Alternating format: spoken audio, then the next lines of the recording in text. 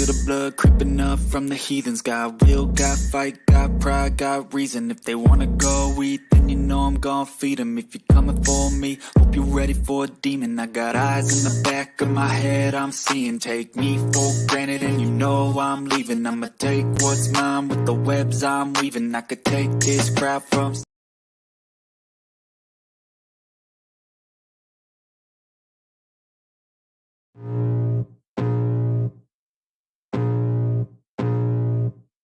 I can feel the blood creeping up from the heathens. Got will, got fight, got pride, got reason. If they wanna go eat, then you know I'm gon' feed them. If you're coming for me, hope you're ready for a demon. I got eyes in the back of my head, I'm seeing. Take me for granted and you know I'm leaving. I'ma take what's mine with the webs I'm weaving. I could take this crowd from seeing to believing. Got a taste for blood and my tongue keeps bleeding from the words I spit. So sharp, so freezing, so cold. Behold, frostbite they feeling. I could tear you apart or I could go heal them. Don't believe in fate, don't believe in ceilings. I just need a taste and my mind starts peeling. I don't pace myself, I grind on kneeling. Got lust for change, I just love the feeling. I ain't gonna give up. Got too little time, I'ma live up. Head down, push forward through the tough times. Cause anything worth doing is a tough climb. And I ain't gonna give up. Got too little time, I'ma live up. Head down, push forward through the tough times. Cause anything worth doing is a tough climb. Cause I'ma live life for the fight, yeah, I'm here to get it. I got drive, got sight, always have a vision. I go by at night, I be in my feelings. I'ma be fine, need time, and I'll soon be winning. I live life for the fight, yeah, I'm here to get it. I got drive, got sight, always have a vision. I go by at night, I be in my feelings. I'ma be fine, need time, and I'll soon be winning. I can feel the blood creeping up from the heathens. Got will, got fight, got pride, got reason. If they wanna go eat, then you know I'm gon' feed them. If you're coming for me, hope you're ready for a demon. I can feel the blood creeping up from the heathens. Got will, got fight, got pride, got reason. If they wanna go eat, then you know I'm gon' feed them. If you're coming for me, hope you're ready for a demon.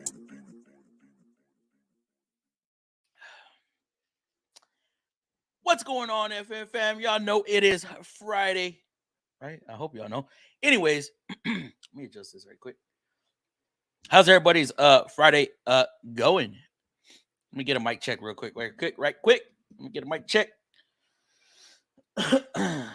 Mic's working. John of some trades on it today.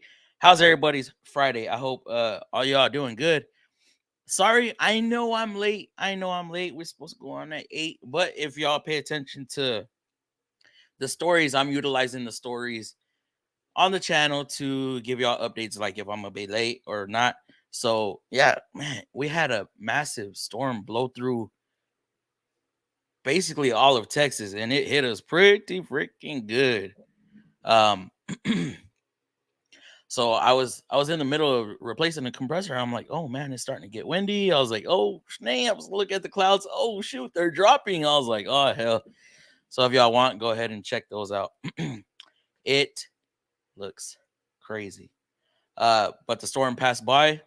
I got done with what I had to do. I had to make a quick stop at the store right quick, and well, everything's all good. And here we are now, ready to do the stream. So mechanic mistakes, who pays for it? Okay, depending on the mistake, who pays for it? Of course, first time it's on the company. Second time, it might still be on the company. Third time, okay, you know what? You wait, hold up. And it depends on how often. So is this a once a month deal? Once every few months? Once a week? Once a week, all right. You know what? Company gonna be like, all right, you know what? Whoa. Either you need to chill, are you gonna pay for this one, or you better find another job, right? Now today, I'm gonna be honest. I'm gonna be completely honest. Today, I had an oopsie. Okay, a small one. It cost me. Didn't make it to the. I had 2 oopsies. One of them didn't make it to the boss's office. Okay, so what happened? What happened, Fluff? What'd you do? Man, I went to do an axle seal on a Nissan Quest, and the shop tools go through so many hands, and correct or correct tools to put the seal in. Nobody knows where it is. So I found one that fit the inner diameter of the seal so I can drive it in. But it's not, the seal doesn't sit on there flush. So I'm hitting it. I give it a good tap, right? I give one good tap to see it. Boom. I thought it sat, and then I hit it again. Well, little did I know the freaking seal turned a little bit. It cocked. Boom. And when I hit it a second time, it caught the edge. And the the seal had a part like that. And I was like, the metal part. I wish I had it with me so I could show you. I knew I was gonna talk about this, but I forgot the seal. I'm on, man. So it cost me $14. I had to go pick it up from another shop. When I got to the shop, man, parts runner had already picked it up. I'm like, yo, what the hell? So it cost me gas and money. So that was one today, right? Minor, right? So then at the end of the day, I'm in chingas, right? In chingas meaning I'm in a hurry. I knocked out 5 vehicles today. All 5 got approved yesterday, and parts showed up today for all 5. So I'm like, damn. So my 4th vehicle, I knocked out real quick. I took the keys and our envelope with the RO. I take it up front, set it on the advisor's desk, and I walk away, right? Keys on envelope, keys on top. I don't put the keys in the envelope. It's because I just don't. So I walk away, right? Fluff, where'd you leave the keys? Fluff, where'd you leave the keys? I'm like, what? Man. And then they call me. Two of them. Well, what's up? Where'd you leave the keys? I'm like, bro, they're right there. I put them on top of the paperwork. No, they're not. They're not there. I'm like, they were there. I put them there.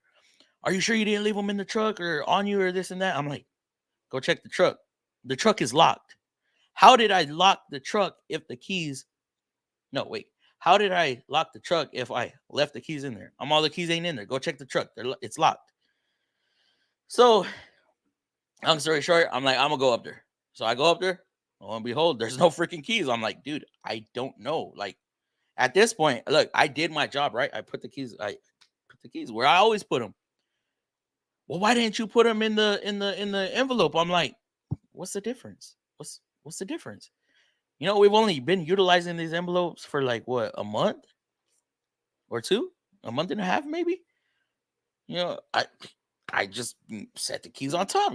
I've been doing this for 10 years at the same place, and this is how we do it. So I'm like, right, whatever.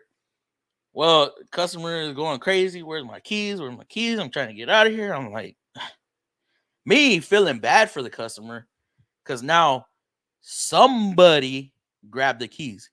They're like, well, did you get in another vehicle, and did you leave the keys in another vehicle? I'm like, the vehicle I got in right after that truck is in my stall. They're not in there. They're not in my pockets. Like somebody grabbed them. It wasn't me. I did my job. I did my part. I put the keys right there. So now we're in a situation to where we're gonna have to replace this customer's keys, and who's gonna pay for it? I know I'm not. Look, why? Because I put the keys in the in the advisor's office. Okay. Now, my boss said, hey, if Fluff said he left the keys there, he put the keys where he normally does. It should have been there. Somebody grabbed them and walked away with them. I don't know. But that's minor, right? That's minor. Yes, a key can get expensive. Key fobs are running about $200. So, yeah, but let's talk about something more serious. So let's say we're doing a repair and we break apart. Doing something in the engine bay, and you break a little nipple off of the radiator. You didn't mean to, but who's gonna pay for it? Is the customer gonna? Yeah, I mean, is it? Yeah, I mean, hell, sometimes these radiators are so old. Are we charging the customer, or are we charging the shop? Is the shop gonna pay for it, or is the tech gonna pay for it because he wasn't cautious enough to find a different way to position himself to where he's not going to break that particular part.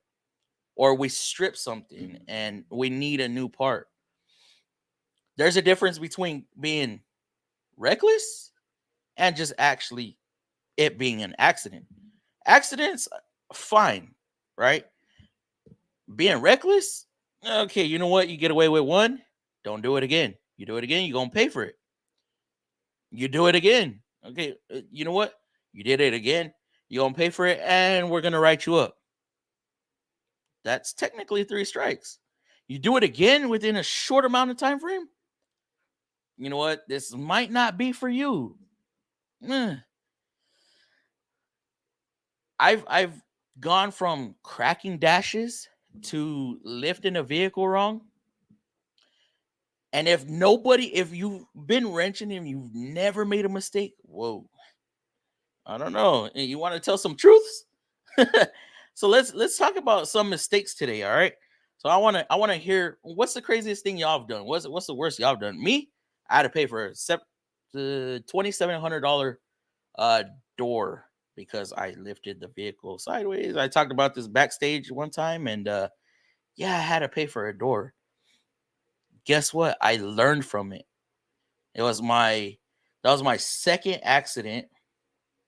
In I want to say it was my 3rd year. So my second day on the job, I wore the wrong pair of shoes and hit a pole pulling into the bay. Oops, I wasn't used to pulling in. It was my second day on the job. The shop ate that one. The second one, 3 years later, they made me pay for it. And I dropped a battery. Yeah, let's not talk about that one. That one sucked. But let's get into the comments. We're gonna call out. Let me see. Damn, we got some members up in the chat. So let's see who we got first. We got Sergio up in here. What's going on, Sergio? How are you doing? Quick Ranch, what it do? Turner, how's it going? Turner, John, how's it going? John. Let me see. Who else we got? That's all we got for now. John, Turner, Sergio. Yes, sir. All right, guys. Again, thank y'all for being members. I very much appreciate it. And we had another member today that I just saw. He commented on one of the videos, and I was like, whoa, wait, whoa, you're not supposed to. Oh, you are a member. You got that emoji. That's what's up. But yeah. Lakes, how's it going? Lakes, what's up, Fluffy Dog? How you doing, my dude? Hopefully everything is well at the shop. TBSS, what's up, love? How's it going, TBSS? Hopefully you're doing good, bro. Happy Friday. Supra, how's it going? Fred's up in the building. Fred sent me a picture of a big old Milwaukee impact that he uses at work. Jeez, I'm like, man, that's light work, bro. That thing is huge. One of them. Yeah, Fred, welcome back to the stream, bro. It's been a minute since you've been on. We're opening up a panel tonight, so if you have time, you're more than welcome to jump in, bro. Dom Gilvo Fluffy, how's it going, Dom? That mic check gonna be loud and clear. Sometimes it's not. Remember last time we got on with the bearded Ford Tech, and yeah, it wasn't. We both had technical difficulties, man. And if you were in here in the beginning of the stream, I accidentally ended the intro, and I was like, "Oh shit!" Yep. What up, Sergio? How's your Friday? Oh, it's Fred. Where you been? He been working. Fred, how's it going? Long time no see. Alfred, company pays for it and then either reprimand or fires the mechanic technician depending on the extensive damage or cost. Now, y'all see the thumbnail. A car falling off the lift. What do y'all think? I'm not going to say it's ever happened at the shop. It almost happened to me. Remember, I story time, okay? I was doing a CVT service. If y'all know about CVT transmissions, there's a plug on the bottom that you fill up from up top. And technically, you're supposed to fill it from the bottom, but we fill it from the top, turn the vehicle on, get it back in the air, pop a plug, and it'll self-level itself out. Well, for some reason, I set the left all the way down, kicked the passenger legs out, started the car, did my thing, and then I went to raise it, and I was looking away from the vehicle, right? And I heard the locks real uneven. I was like, what the hell? I turn around, and I see the windshield like this car is like that at like almost a 45. I'm like, oh my God. And I look at the door and I gouged the door in two separate spots. I was like, damn. So we're like in a panic because the vehicle's on rollover sensor, airbags, poof, right? They didn't go poof, but we got the thing down. I finished my service, sent it to body shop. And then about a month later, I got billed. I had to pay for that damn repair. I tried saying, man, we got insurance. Oh well, insurance deductible is $2,500. You want to pay for that? I was like, yeah. So that one I did have to pay for. Normally, like dash, wheels, stuff like that. The company's paid for. Now there are a few things where you just touch, right? You touch, and it'll just break. But that's where we experience, hey, customer, if we do this, this may happen. This piece may break when we take it off. So as long as we let the customer know, sometimes it's out of our hands. Super, I know I've been real busy. Also, just finished installing my garage door spring since old one broke. Uh, Fred, you got the torsion kind, the one that goes like, well, all springs go like that, right? But the one that's on the bar and it wraps around the bar, or you got the stretchy springs. Those stretchy springs are fun to install. We've had to install a couple of them at my uncle's house. And I will not mess with the torsion one, man. I heard some crazy stories on those. What up, Quick Ranch? How you doing, bro? I know I already said what's up to you, but hey, hello, Fluff, my man. I have missed you. I know. I seen you been going live, bro. It's been crazy this week. It's been crazy. I had to go look at a car one day, and then another day I ended up staying till like 10 o'clock at night. Today I stayed real late. It's just been I've been busy. Darren Locke, how's it going? Hello. Triple check your work, people. Triple, double check. Be cautious of what you're doing, what you're pulling off, how you're doing it. Don't be reckless and just, you're trying to get an axle out of the spindle and you're hitting it with a hammer. Boom, boom, hitting the threads, mushroom. Hey, yeah. What's up, John? How's it going, bro? Hey, wait, John, have you found a job yet? I'm gonna open up the panel tonight, so if you feel like jumping in and talking a little bit, more than welcome. Hi, Fluffy, and everyone from Manitoba, Canada. Way the hell up there. What's going on, Uncle Mark? All clear. Hey, Fluffy, how's it going, Shannon Dickinson? How's it going, my dude? Equinox breakdown, Fluffy, to make you late. Nah. We had a massive storm roll through. Like I said on my story, if y'all care to check out the story, on YouTube, just click on my picture. I don't know. Go to my channel, click on it, and you'll see the sky looked beautiful, right? The clouds, the way the clouds were laid out, it looked amazing. But it had some hell and some rain to come along with it, and I was stuck at work.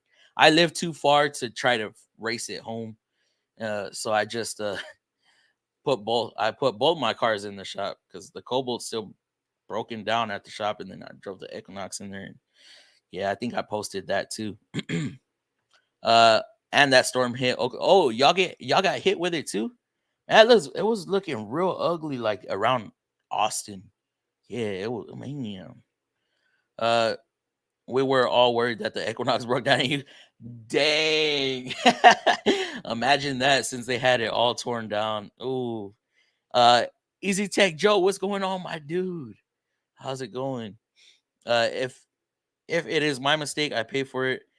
If it's a mistake out of my hands or control, then it's 50-50 or customer pays. Definitely.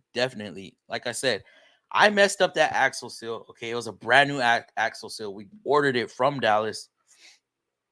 And I just, knowing I had the wrong tool, I still use that same tool to put it on, but I was a little more careful while I was hammering it.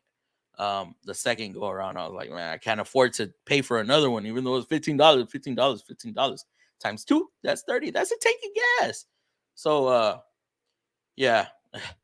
Maybe tomorrow I'll make a little short. Hey, be cautious, don't be dumb like I did. I show my mistakes. Y'all see that. I now if it's real serious, I won't show it because that if the customer ever sees that I did a mistake on their vehicle and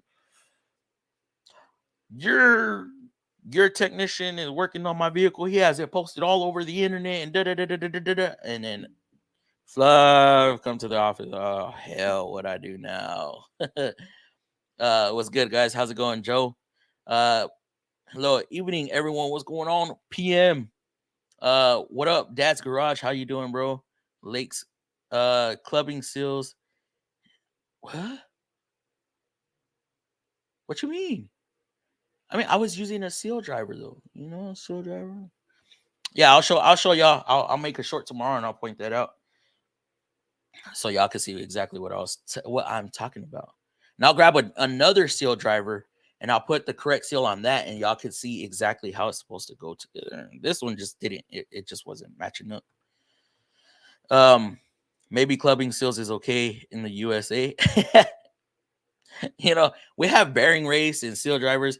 So if y'all ever watch one of my rebuild videos, y'all will see where I get the seal. I put it on a seal driver. It's made for it, and then we whack it. Usually one good whack will seat it in. So I tried doing that in the car. It's a little more difficult in the car when it's on the table, on a rebuild table. It's a lot easier to lay it flush and knock it in. I pay for my mistakes with free labor or half labor cost, depending on the job. But so in my situation, I was already right there. So I boogered up the seal. Man, I was so upset. I was like trying to find anybody who had a spare one. I was like, man, nobody has one. Dang, I'm gonna have to pay for it. Even tried looking up AutoZone, O'Reilly's. Nobody sold that seal. That was like a Nissan specific seal. I was like, dude, Nissan, why you got to do this to me? Wasn't even my mistake, and now I'm at a different shop. I want to know. If you can talk about that, John. If you can talk about that. Thumbs up for fluffy folks. Yes, please. We got 31 viewers in here. We got 16 likes. Let's get that number to match a little bit. Hey, Lake, Shannon, Easy, Porch, Dad, Anthony, Alfred. Hey, Turner, have you met Fred? You know who's another one I haven't seen? Man, and I would love to get him on the channel again. Nunez. Y'all remember Nunez? Man, cool dude. Aviation guy. Man, he told us some crazy stuff last time. Not like bad crazy, but he's like he does the aviation stuff, and so we're like informing us of different things they got to do, how they do it. They don't allow Harbor Freight tools where he works. Like it has to be actual name brand. Man. If I have to assume the risk of doing business, I may as well have my name on the building. I might do the repair again with no labor if it was a stupid mistake on me. Yes, I did that. There's actually a video before I got in trouble on the whole YouTube thing. I did a timing cover and I cracked it. The only one that's actually seen it is Lakes, because he was gonna do it. Lakes, did you ever do that front cover on that Titan? So yeah, I showed him how to tear it down and what not to do. Don't follow what I did, on that specific part. And I pried the cover. It was we thought it was just the Nissan silicone just putting up a fight. Turns out there was so much gunk buildup in one corner that I missed a bolt, and prying, trying to walk it, and we just hear. And I'm like, what the just happened? Turns out I cracked it. Try to fix it. Yeah, I ended up having to do the job all over again because it did. I mean, it held. What my fix held, but it sprung a leak, and I thought it was from my fix, and turns out it was a stupid O-ring on the damn high pressure fuel pump. So I ended up doing that job all over again, and I had a funeral to go to the next morning, so I only had one day to do it, and previously it took me 2 days. So, whew. I tell you, when you have to do something for free, that is the fastest you're ever gonna work because you don't want to lose any more time. Hey John, all lessons cost, mistakes teach lessons. Yes, and if you don't learn from your mistake, I don't know, buddy. I don't know. Fluffy had quite the Friday. Thank God it's Friday. Yeah, no kidding, no kidding. And tomorrow I still have to work tomorrow, so I'm like, dude, if today was the way it was, imagine tomorrow. But it's all right because you know what? I don't know if Is Crazy is in here, but we're gonna celebrate a little something for Is Crazy tomorrow. So, if y'all don't know, y'all, I mean, do y'all know Is Crazy pops up in here every now and then? It's my little cousin, little right. But he joined the forces. He joined the Air Force, and he is this is his last weekend in town. So I actually wanted to try to get him on, and I forgot to tell him because I was a bit so busy. But yeah, uh, 29 in chat and only 2 likes. No, John, we got 20 likes up in here. 20 likes. Maybe you need to refresh it. It does that sometimes. Like, yeah, it won't live update the likes while y'all are in here. Why does this sound familiar? Freaking keys. Why does it? Porch, have you done something similar? Let me find out, bro. I've broken some expensive parts in my years. Never personally paid for it out of pocket. I made the shop way more money than I'd ever cost them. I mean, technically, right? If we're pushing a 40-hour work week, 40 hours in a work week, you take your labor rate times 40, that's 8 grand. 8 grand. Right? 40 times 200. Yeah, that's $8,000. $8,000 in labor, and you probably made 1,000, maybe, depending on your pay rate. You do that in a month, like almost 40K. Because yes, I know 4 weeks in a month, right? But we got some leftover days, so round it up to 40K in a year. We're looking at 4 times 12. I don't know. Y'all do the more math. $480,000 you make the company in a year. I mean, you should be able to total out at least one car, right? No, I wasn't serious. If it breaks due to condition, rust, or lack of maintenance, or the age of the customer, the customer covers it. If the tech breaks it out of ignorance, the tech pays. Yes, ignorance it's not excusable. It's not excusable. Everybody's guilty of it. We get a little risky sometimes, and sometimes we have to, oops. I'm on like week 3 and I've broken some stuff. Now, I mean, yeah, we all have spare bolts and stuff like that. So if we strip something because we're careless, you know, normally that doesn't make it into the boss's office on the boss's table, because we're gonna drill it out. We're gonna find a bolt that's similar or that works, or just somebody. Let's say you're doing a transmission and you break a bolt in the transmission housing itself, drill it out, tap it, retap it, and then normally we got transmission bolts laying around just from junkyard engines or stuff like that, but it happens. It happens. Now we're not, I mean, the shop's not losing money. I mean, they're losing time, right? Because you're having to drill it out, retap it, do whatever. But it's not that serious. A broken bolt's not that serious, as long as you can save it. They can't make you pay for it. Pretty sure that's federal labor laws. Being a technician is a whole different thing. Like, I mean, if we misdiagnose something and it's customer pay and we like misdiagnosed it bad, like ECM, let's say ECM, you can't just return that ECM. Any electronic part, we can't just return them. So, that's why mechanics have safe words. Start with, right? An old shop actually charged the customer not only for the part, but the entire labor for a steering wheel position sensor on a Denali. Oh, what? So on that Denali, is that like by the clock spring, or is that steering wheel position sensor somewhere else? Wow. I dropped. Whoa! How to auto repair? How to drop a car? No, I'm just kidding. Welcome to the channel, bro. Dude, wow. Wow. That's crazy. How did that happen? Truck actually then broke my hand. Oh, then I broke my hand. Dude, that is scary. That is definitely scary. Oh, hell no. My dealer took care of us. So that, oh man, did they total the vehicle out? That is scary, bro. I've damaged up the customer's engine, made the connecting.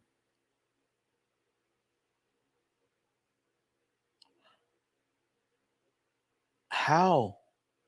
I mean, you did a timing job, maybe? Head gaskets. Oh, dude. Whoa. So what was the fix for that? Y'all replaced the piston, connecting rod, and valve, or did it get a little deeper than that? Second accident, Fluffy, you fired. Nah, I mean, they probably thought about it back then because I wasn't pushing the weight I'm pushing. I'm not talking about my size. I'm talking about in the shop. I wasn't pushing the weight I push now. Right? I was still an apprentice still. Flagging my little 20 hours a week. Man, that sounds familiar. Yeah, flagging 20 hours a week. Not really, I didn't know a whole bunch. So yeah, I was a master lube tech. I will say that. Zlatko. What's up? What is up, my dude? Hey Sergio. Check out that video of the yellow Corvette in for an oil change and it goes full reverse, door open. Yeah, I seen that. It's like where did we see that? That was a rejected oil change. I forgot where I seen that one. Oh, you know what? Wait, was that? Did I see it on a Bearded Ford Tech? Man, I don't remember. Shop bought them an engine and the boss just said, "Well, I've done that before and my boss paid for it, so now it's your turn." Damn. You got lucky, bro. You got lucky. And you got paid to put it in. Misfit Garage, what's up, man? New to the channel, been digging it. Hey, Misfit, thank you, bro. Thank you very much. Appreciated. Glad you like it. I hope you can learn some stuff. Misfit Garage. I don't know exactly what all you do, but if you ever get a Nissan in there, just scroll through Fluffy stuff. Oh, yes, I think that's yep. Yeah. Oh, that was a cool little trick Fluff did, right? Thank you, Misfit. Sounds like the bug butterfly. Sounds like the bug butterfly impact wrench. What does wait, what? What you talking about? Oh. I dug up my external mic finally. Okay, so you got a mic now? You got a mic set up? John getting a little deeper into this. That's what's up. Hi Misfit. Car shop insurance pays for a car falling off the lift. If they refuse to pay somebody, if they refuse. Wow. Wait, you mean like the customer goes to? Man, but so here's where things could get a bit tricky. If they total out the vehicle, if insurance totals out the vehicle for car falling off the lift, right? And the customer is now in a different position with their credit and they can't afford because their credit has took a dump. What happens then? What happens then? Because I've seen it like buybacks, right? Um, where a customer bought a vehicle and just something else happened in their credit to where their credit's not as good anymore and they can't get approved for another car loan. You know, that could be a sticky situation. We have oh my god, what did I start? We have had a bus fall off a lift, sounded like a bomb, dude. And the way you showed me, y'all have that in ground up, up, up. Oh hell no, no, no, no. See, that's why I'm so scared of getting under anything bigger than a Pathfinder. Pathfinder, I'm cool with. You put an Armada above me, I'm like, oh no. You put a Titan XD, like that one I stripped that bolt on. I was like, oh god, I procrastinated and procrastinated, saved that freaking ticket for the end of the day, and I was like, oh man, just I waited till pretty much everybody was out the shop, and I was like, let me just collect myself, have no distractions, and just focus on staying alive. I almost dropped the F-150 off my lift at my last job. I complained that the far side would drop uneven, but it shifted under the truck. I stopped and it was held about half. Um, there's some vehicles like Rams. Rams have shitty lift spots. F-150s, Expeditions, F-250s. Oh my god, F-250s suck to lift. I hate lifting those. I've only lifted one and no more. Damn, that's bullshit. My shop never made us pay for anything. That's good. That's good though. One of the guys found out I was paying for something, and he's like, "What? We never had to do that at my old shop." Like, yeah, well, I took accountability for it. So, had a Lexus go up on a lift bad before. Uh, had a Lexus go up on a lift bad before it was the lift.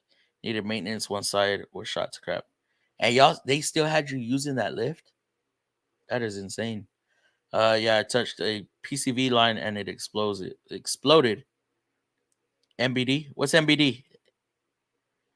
A PCV line. Man, that's you try to do a simple valve cover and you go to take the hose off the PCV valve and you're like, oh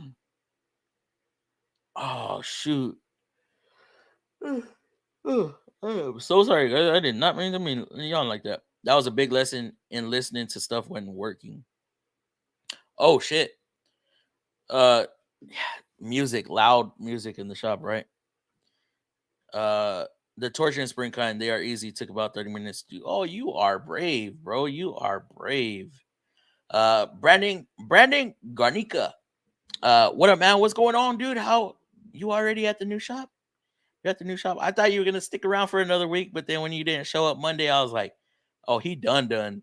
He done. But yeah, man, like I said in the other comment, best wishes to you, bro. Best wishes to you. I heard you're gonna be down on the south side, That's what's up. TJ, hey Fluff. TJ, what's going on, TJ? LOL. Hey, what's the beans? What the beans did you all forget to smash that like button? Hey, yeah, we got 52 viewers up in here and 27 likes. Something ain't adding up. What the hell is going on? Got a new manager. He told us since he doesn't have to worry about money as his wife is a doctor, he will give us 50%. Did you just land a badass gig, Supra? I think you just landed a badass gig, bro. That's what's up. That's cool. Slim Jim 2018 Mercedes, a brittle coolant lines on the surge tank. Plastic on coolant. Coolant turns acidic. Why do they do that? Why? Wait. Corrosion purposes? Yeah. Dang.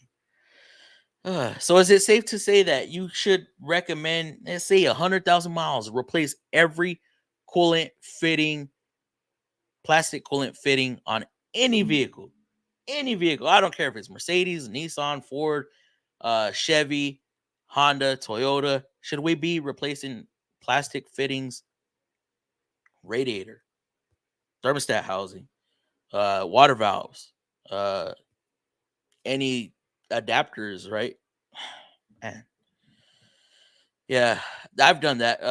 Coolant lines, on a like 2012-ish, 2008, 2012 Pathfinder doing the cam sensors, and you see that freaking heater line is leaking, and you already know, oh damn, as soon as I touch it, it's going to explode. I put a video on that too, where did I grab the line in the video? He came in, coolant leaking. I was like, oh yeah, you need cam sensors, and I'm not gonna touch I will not do your cam sensors if you do not replace that line. So long story short, they replaced the heater line and the cam sensors. And all I did was touch that freaking coolant line or that heater line, and boop, it popped off. Now I see one of my buddies at the shop. He went to do cam sensors. No, I'm lying. He saw it leaking, and I'm like, I'm like, oh, you better recommend it. And what does he do? What does he do? The damn engine. I smell bacon. Ugh. The damn heater hose was leaking and he touched it. He grabbed it. He just grabbed it. He's like, oh yeah, huh? And it, boom, it exploded and sprayed on him. We're like, dude, what did you do? Ah, fuck. He's Filipino. Ah, fuck. I didn't think. I didn't think. Oh man. Fluffy, aka Nissan King. Yes. No, there's some better Nissan techs out there than me, but I'm confident in what I do. Thank you, Anthony. I changed my bank one, sensor one, and 2 valve covers. Now I have PO406. Do you know where the EGR sensor is located? PO406. What is that? PO406. What on what type of vehicle? I don't even know what a PO406 is. I know what a PO456 is. EGR, you're talking about EGR though. I'm assuming it would be on the EGR transducer valve or something. Yes, I like the aviation mechanic stuff. You remember that, Dad's Garage? I think you were in the chat. I think you were in the panel when we were talking about Nunez. Man, it's been a long time. Can y'all believe I've been streaming since August? I've been doing streams since August, September-ish, consistently 2 times a week. Man, that is crazy. You find a new job, Supra? I honestly have to say I have more fun. Oh, what the hell am I reading? I honestly have to say I may have, but don't remember Fred. I am horrible. Brain does not work right. I don't know if you have, Turner. I don't know if you have met him. I'm back. What's up, all? What's going on, Quick Wrench? Hey man, hold up. Wait. Oh, we're almost there. We're almost there. Yeah, Sergio, I left last week. Place was pretty chill and not too worried since I'm hourly, but do get 10% commission off labor. Damn. Being a lube tech can be stressful. Doing the same thing consistently every day and get so exhausting. Offer minimum wage, dude. You're a lube tech for minimum wage, and today, 2023, that is what? Um, that's crazy, bro. That's crazy. You should be making at least $12 to $15 an hour. Hold on, guys. All right. Hey, Fluff, had a 2020 Armada for a rear AC line leak. Do you guys still patch them or always replace? My shop wanted to replace it. Oh, well, you have to lift the body. You have to lift the body off of the frame. That's why it's 14 hours. We repair. I'm sorry, we replace. We don't repair them. Repairing an AC line is too risky to have a comeback, so we just replace the component. You'll find out that dealerships don't really patch, because the likelihood of a workmanship error. Yeah, I just lifted one side of the Armada and snaked it out. I wasn't gonna waste my. Oh, okay. So you know the secret. Okay, I wasn't gonna say all that, but you took the words right out of my cabeza. Yeah, that's usually how we do it.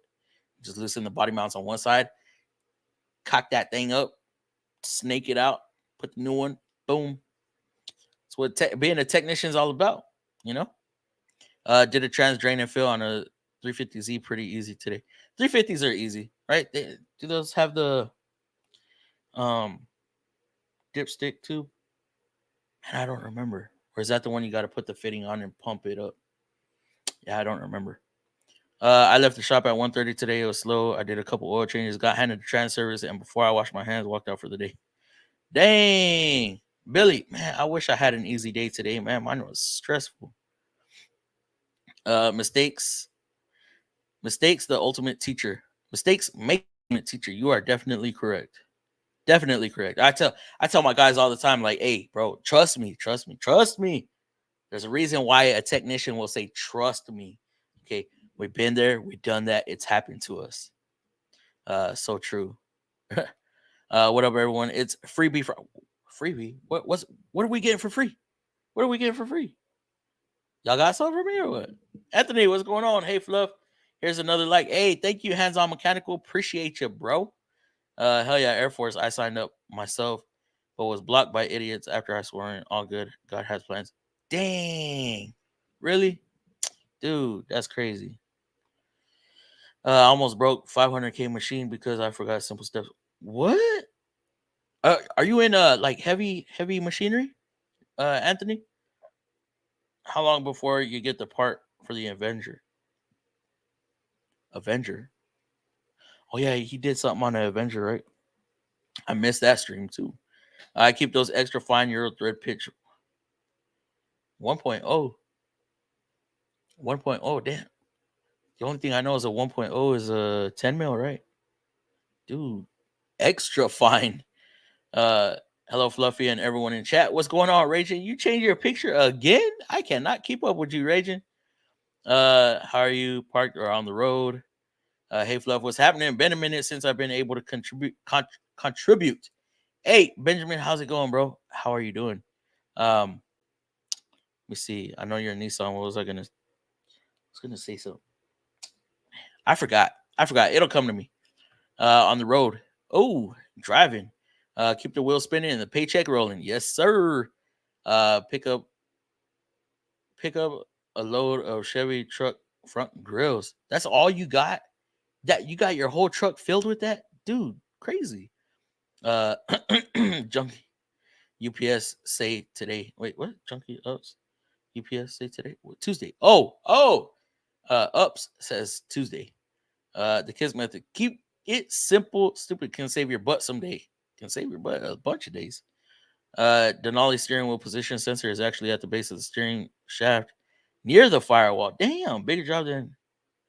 Damn. Okay, Nissan's quite easy. So with Nissan, we just pop the airbag assembly off, and then we pop the steering wheel off, and then we get the spiral cable, unbolt it, and then it's usually screwed into the back of the spiral cable. Fairly simple, like 1.3 hours to do. And then of course we relearn the sensor itself. Seen a car fall off hoist twice. Now once was tech, other was hoist failure. That's what I'm afraid of. Freaking the lift itself failing. Yo, Trans-Canadian FM fam, I can't type because I'm driving, but I'm listening. Chris, tuning in. What's going on, Chris? How you doing, bro? Sorry, I have to leave the stream. We'll check it out when it uploads later. Hey, Uncle Mark, thank you for stopping by. Of course. I haven't made any big mistakes. Left a couple oil caps off in my early days. First time doing a press in bearing. I messed up like three bearings before I figured out how to do it correctly. Dude. Left some oil caps off. I'll admit that I left one or two, right? Billy, you know the new, not the new Versa, but like 13 through 19, I believe. You could put the oil cap right there on the hood latch, and you close the hood, and it'll fly somewhere.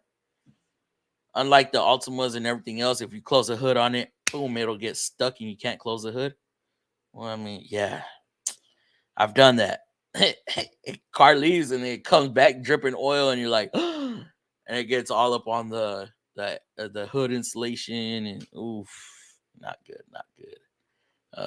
Dang, we see some green down here. I am never going to afford that mug if I keep this up. Hey, Turner, hey, appreciate you, bro.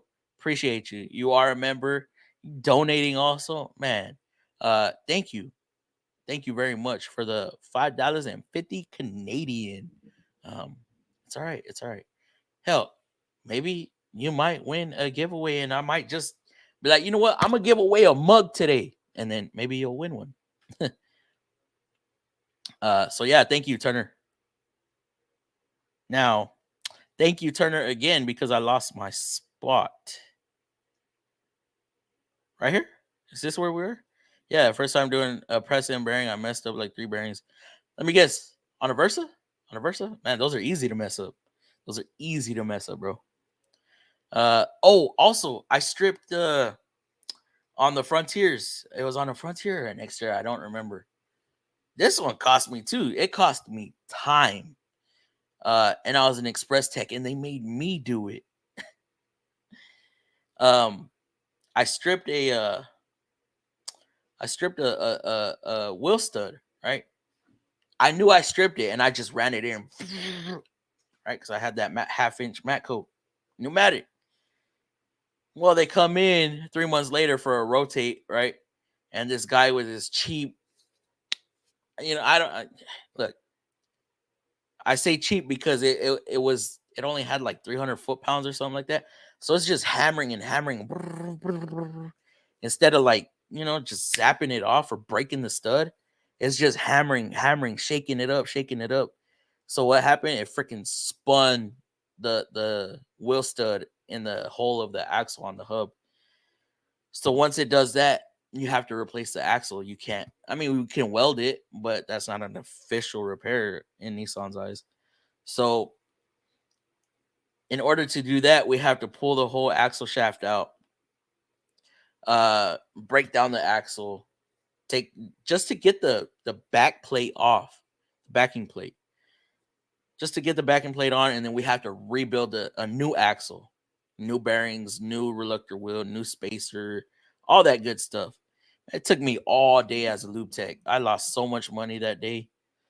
Oh, I tell you what, I don't do that no more. If I feel it strip, if I feel it cross dead, like I just tap it, right? I'm guilty. I freaking put lug nuts on with my gun.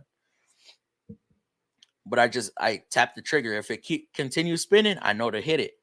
Now if it stops right away, I'm like, whoa, cross threading. I'm back it out and then I'll redo it. So yeah, never again am I gonna drive one in. I'll just rather pay a couple dollars for a freaking stud and lug nut. What it do, Fluff? That Think Car Scan tool that was recommended is so. Which one? Which one? Hold up. Think Car Scan tool. Was that the one? No, that was King Bowling. Was that the one that Turner recommended? Or did I recommend it? I recommended it? Hold up. Wait, what? Later, Uncle Mark. Hey, Raging.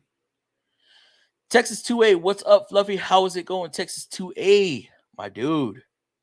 I don't have a lift to drop stuff off of. Well, you got jack stands and jacks, and ooh, man, you got to get under those. I'll take like 3 video. Oh, my 87 F350 flatbed is crazy to live single cab with 14-foot flatbed. The guys thought it was crazy doing a brake job, an entire cab on one side. Oh my god, and then you get big trucks with big ass welders on the back and loaded down, and you're like, dude, how do you expect me to lift this? No, go get that shit taken out. Talk about weight distribution. Rich Ford approved a customer for a new car. Took their trade and placed it in the lot, but not for sale. For Bigfoot to crush. Customer loan was not approved by the bank, and the customer wanted their car. Wow. So wait, customer loan was not approved by the bank, and the customer wanted their car. So then, what ended up happening? Did they actually get put into a vehicle, or what? See, that's what I'm talking about. Just because the insurance covers it, is a customer actually going to be able to afford another car? Put the flats on the torsion link and fall feet back. Wait, what? Put the flats on the torsion link. You're talking about for them big trucks, them F250s? Man, I did that and it still just seems sketchy, bro. Sketchy as hell. I've dropped semi off a bottle jack and had the steer tires off. Holy crap, ended up crushing the oil pan. Jeez. How did that happen? That's why I don't trust bottle jacks. Hell no. Hell no. Oof. How was your week, Sergio? My man, Raymond Kim. What's going on, Raymond? Raymond, what's up, bro? Gotta go take care, guys. Ah, damn, Fred. All right, Fred. We might be on for another couple hours if you want to come by and chit chat. You're more than welcome. It wasn't bad. Hey, Fluffy, what's the weirdest tool you have used? The weirdest tool I've used? It's probably that control arm tool, a little S-shaped control arm tool. It's a weird tool, but definitely, definitely worth it. I think I did a review on that. I don't know. I might have to do it again. 'Cause sometimes not everybody sees those videos. Got home early today. Ooh, you was out making the big bucks, bro. Don't forget that quick connection bridges. Quick connection bridges. What are you talking about? Quick connection bridges. What? Anthony, what? Good to see you live. I don't do mechanic work on cars. Oh, car work at all. Just like watching you for your good vibe. You have been putting in work lately on the channel. It has not gone unnoticed. NPR, thank you, bro. That is definitely something I like to hear. Glad you're enjoying it. Try to be, I try not to be boring, I try to give y'all a show sometimes, every now and then I pop a freaking dance move up in there, make myself look a little crazy, but it's all good. Thank you. I'm straight, man, out here still hustling and planning my Matco toolbox purchase.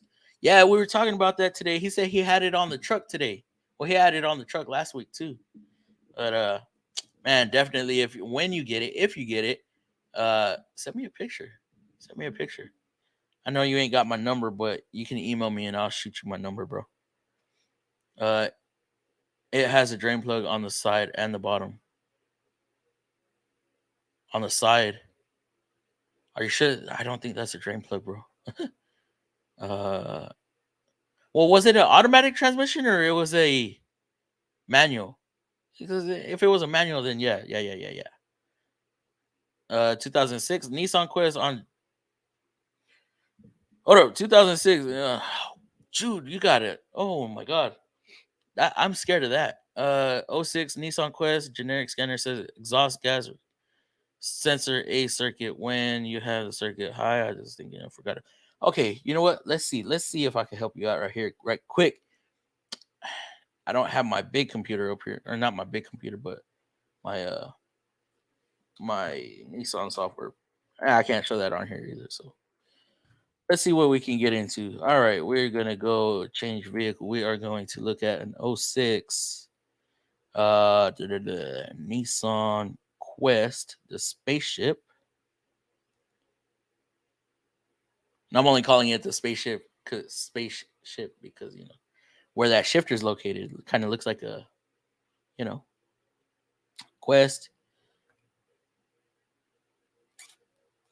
You said a PO 406, PO 406, PO 406.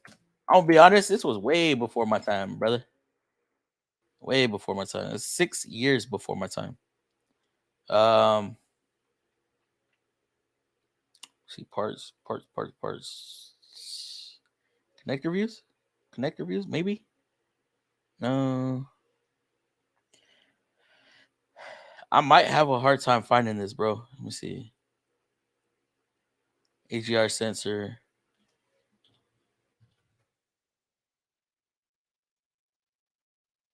Is it a EGR temperature?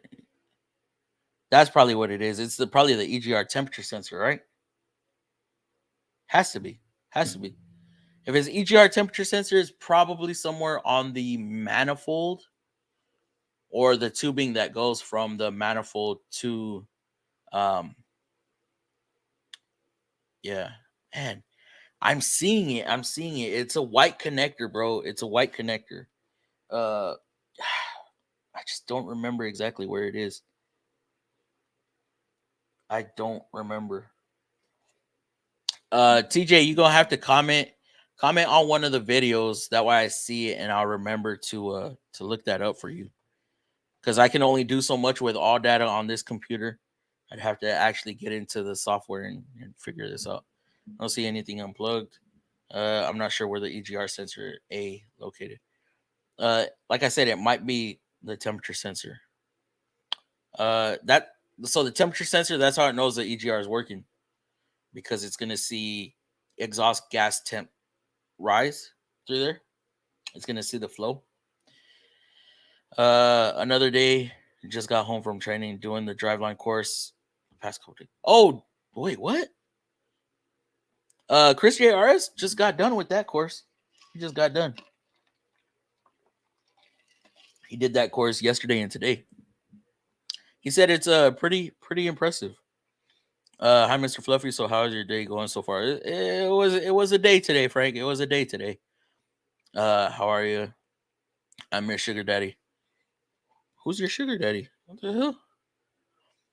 Nissan minute.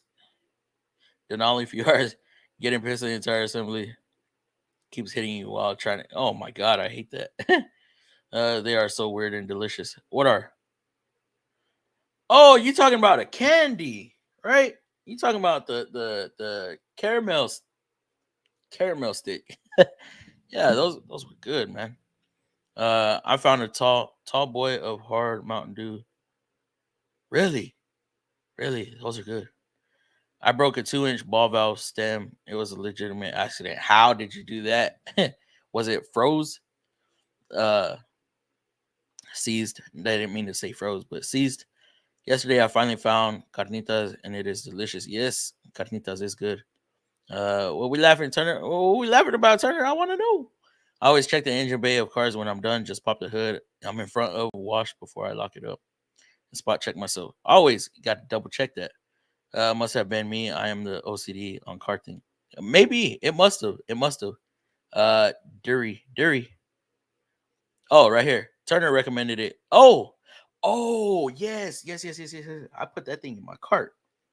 I definitely put it in my cart. I might not buy it, but hey, if I ever come across it, me needing it, I'll probably one day. I hate the field strip bolts. Hate that field strip bolt. Ouch! One time I accidentally stripped my flywheel bolt. Lucky I got a new bolt, but luckily fly mount bolt didn't strip last year on my mower. Oh man, you stripped it on your mower? Oof. Turner recommended it. Yeah. Riding lawnmower. Man, that sounds fun. That does not sound like a good time. I'm telling you. Every wheel bearing in the scrap pile I don't recognize, I tap a stud or two out. I throw it in a pile. That Matco gun will hurt. Oh, put a hurting when buzzing on. Yeah. uh, I know exactly what you're talking about, man. Oh, I'm doing a wheel hub. Pink, pink, pink, pink. I'll send that thing. I'll send that thing back to warranty without the studs. Well, I'm glad my advice is working for you personally, dude. Turner, your job is being, you know, that's what that's your motive, right? Help everybody out. Uh, as far as diagnosing, which model did you get? Rich Ford had to pay for the new car. Compliments of a great show. Damn, got some great photos of it. My dad offered the customer the pics. They got pissed. Damn. The worst thing I have to live old coach buses. Oh hell no. What LBS? What LBS is your live at work, and how much does LBS? What's LBS? Is your live at work, and how much does the Titan XD weigh? Titan XD, I don't know. I have no idea. But they recommend us to use a 12,000 pound lift. Uh,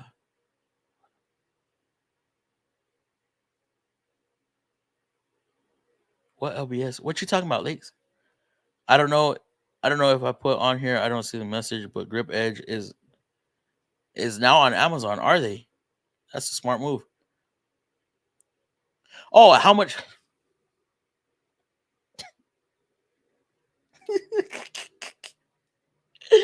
I had it. Oh my god!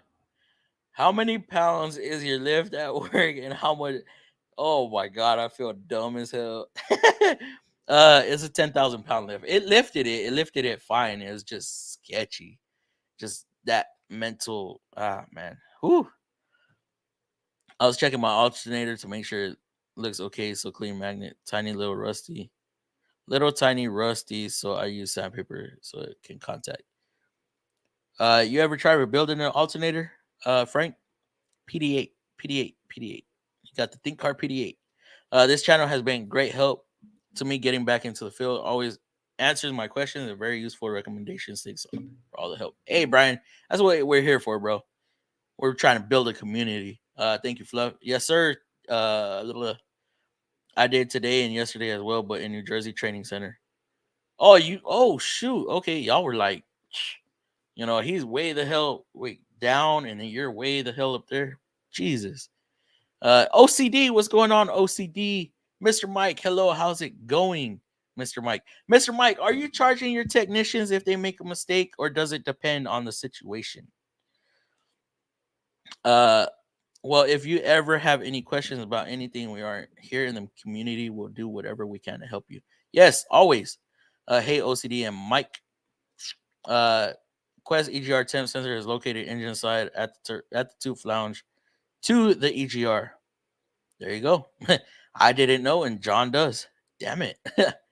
Lakes was asking about the max weight. I know. I'm LBS. I'm like, LBS? What the hell is LBS? Oh my god. I, I I swear, sometimes I'm reading comments and like sometimes shit's just not flowing correctly in my head. Oh, I legit made myself look like a fool. It's all right though. LBS pounds. Thank you, Shannon. The quest is a giant positive. Positive.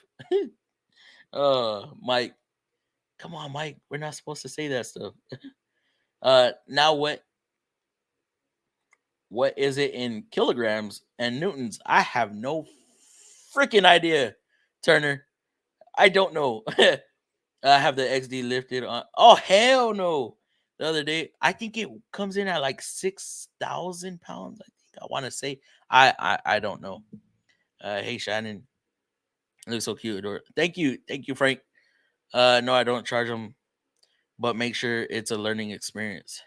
So, I mean, okay, let me say this: if they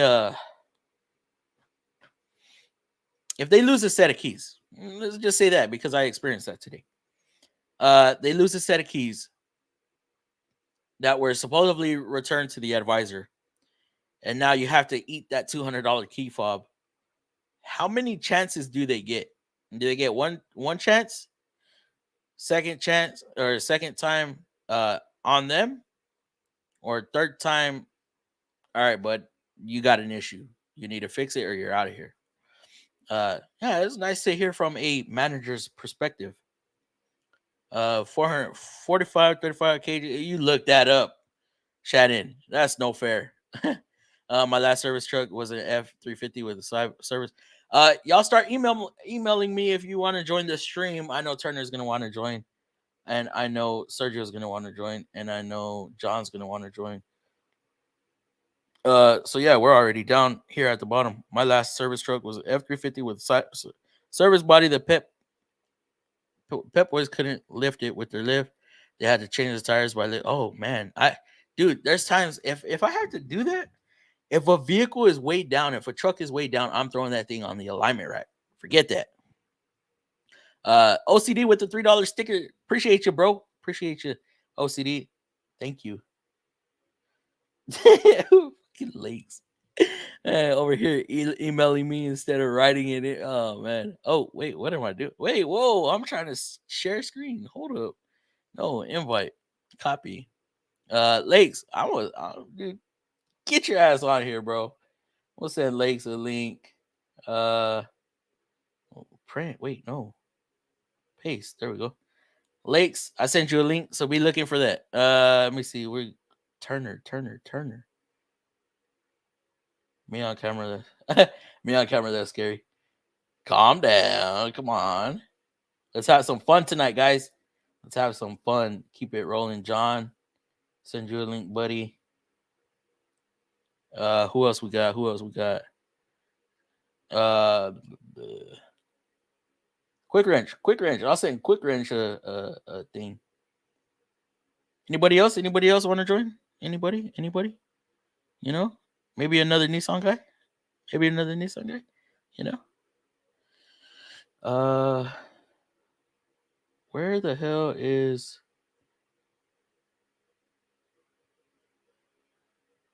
the cowboy hater?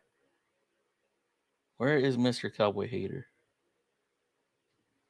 Sergio. Uh-oh, turn it. Okay, there you go. Cowboy hater, you got it. Sent it right now. What's up, Nissan? Right here. What's going on, Alejandro Dominguez? All right, we got Turner over here. Yes, OCD. Thank you. What? You're all set up. We got the super sticker from OCD. Thank you. Appreciate you, bro. Let me see. What? Shannon, you are definitely cheating, bro. ChatGTP. It's a wonderful thing. Wow. About them Cowboys again. I'm gonna join in a bit. Run to the store. Get a beverage. Ooh, a beverage. Give me one too. Shoot. Miss you. Hey, Frank, I miss all my viewers, bro. I can't wait to get on streams on Tuesdays and Fridays. OCD. Let me get through these comments real quick, Turner, and get some more people up in here. 2 times then write up. Okay, so you got 2 freebies. Is it a write up and pay for it, or just strictly two freebies and then write up, you're done? Yes, I did. Yes, yeah. See, I knew you looked that thing up. With the win and cheating, you can't win when you cheat.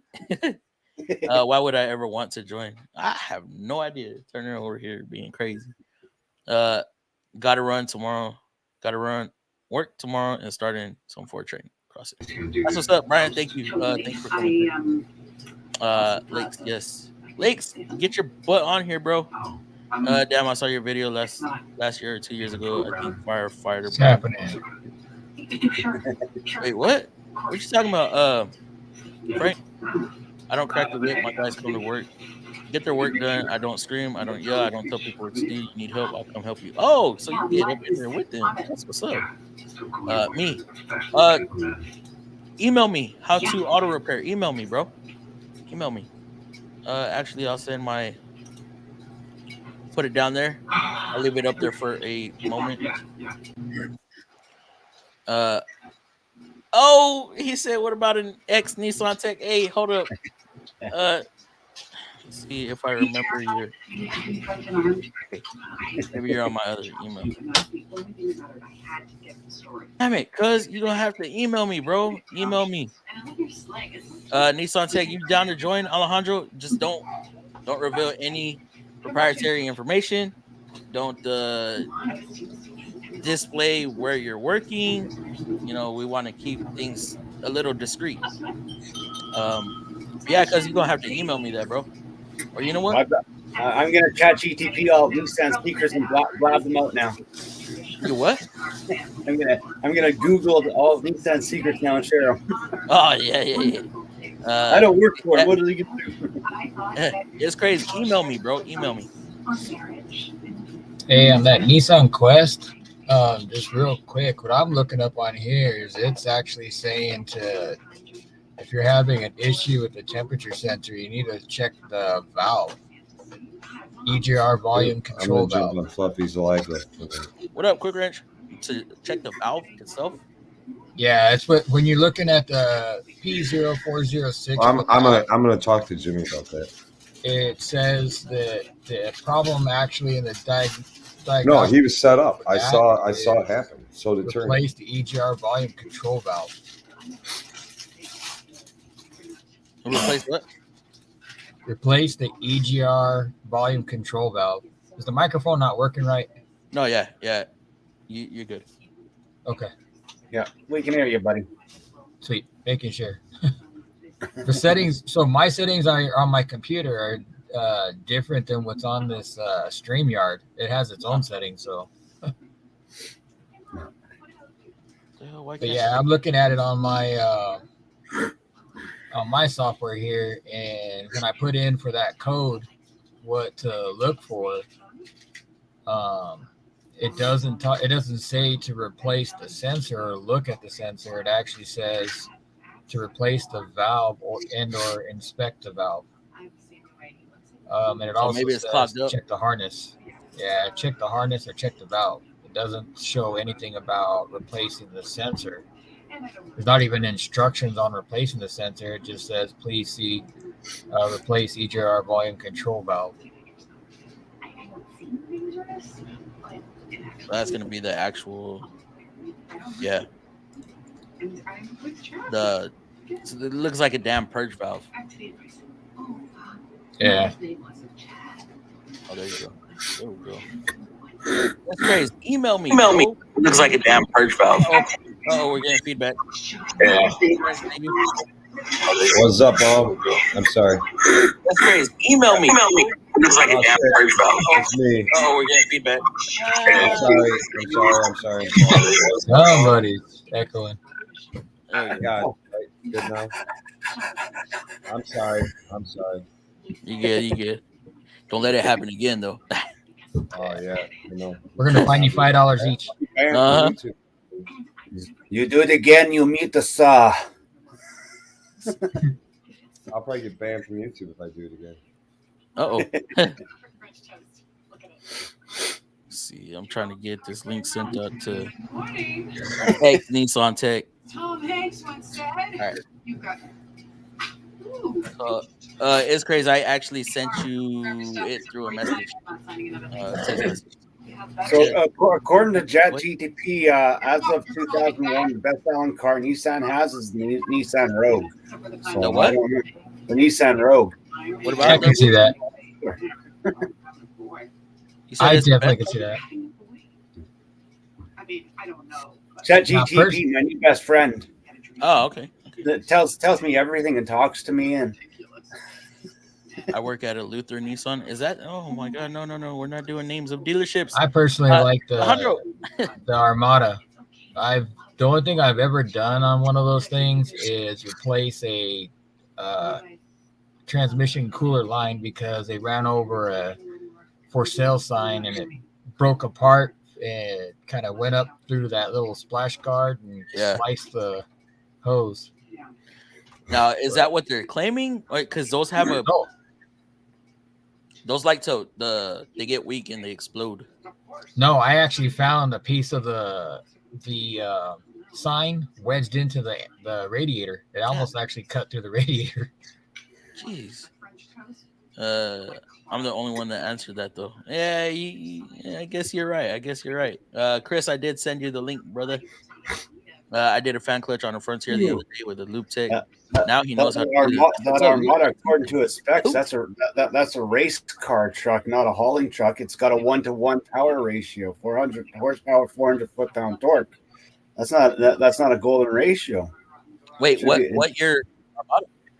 2001, the Armada 5.6 liter V8 produces 400 horsepower.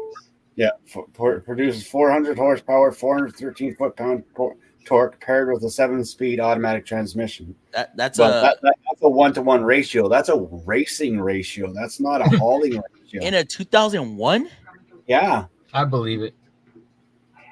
That's that Pathfinder Armada. What up, but Chris? they don't make them in the diesel yet. No, we don't want diesel in the Armada. No. Blake says he didn't get it. Mr. Mike, that is awesome. Lakes. How you guys Hey, doing? Buffy, did you see that pic I emailed you? No, I got it. I haven't got it yet. Did you get me fluff? Blake says he Send didn't it get again. it. Lakes. Remember, somebody said something about it going to their spam last time. I don't know if it was you or not. Yeah. Check your junk mail. Sometimes it pops into junk mail. Alejandro, yeah, you got it. Damn, carnitas is so delicious. Sent you the email. Had a guy come in. He said Jiffy Lube diagnose with a purge valve. I don't know how much that I trust. You got to run your own diagnostics on that. I emailed you. Got it. Okay, let me see. OCD too. Dang, OCD up in here. Dang. We're gonna have a full panel tonight, guys. I was hoping that online mechanic would see my farce that I made of the 2004, my 2012 Avenger that I kept telling everyone was the 2004. He didn't see it. Armada short blocks all day long. Really? On that cylinder 8, huh? Didn't get a link. Lake, I sent you the link again, brother. Thanks for looking up that info request. Armada came out in 2004. Maybe it's different up there in the Canada area. I know in 04 it was a Pathfinder Armada, right? Emailed. We had a Pathfinder Armada back in the day. What's going on, everybody? How's it going, Hola. bro? Welcome to the panel. What's up? So introduce yourself. Introduce yourself to me and this. Hey, what's going on, man? My name's Anthony. Used to be a Chevy diesel guy last 3.5 years. Just got out, man. Nice. Yeah. What made you get out? I think it was mainly where I was. Chevy? They had me and another guy, master guy. He was the other diesel guy, the whole shop, man. And so most of the work that I did was about 80% diesels.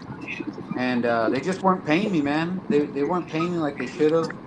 A lot of guys would get a car and they'd be like, "Oh, it's a diesel. I don't want." Oh, we lost your audio. Everybody else hear them, or is it just me? No, I can't hear him. You lost your mic, buddy. I can't hear either. You lost your mic, buddy.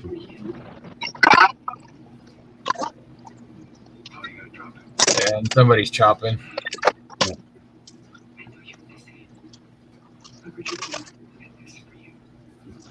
I had geese fly over. That was my fault. I'll take responsibility for that one. You had what? Geese flying over by you guys didn't hear them? Oh, You might hear cats or my AC running. I think my Bluetooth got connected to something, or that, or it froze. oh. Okay, so Anyways, continue. Yeah, I think it got connected. I think my wife's here. Let me close my door. Kids are gonna go wild. But yeah, man, I just was I think I was just being used, man, and I didn't like it.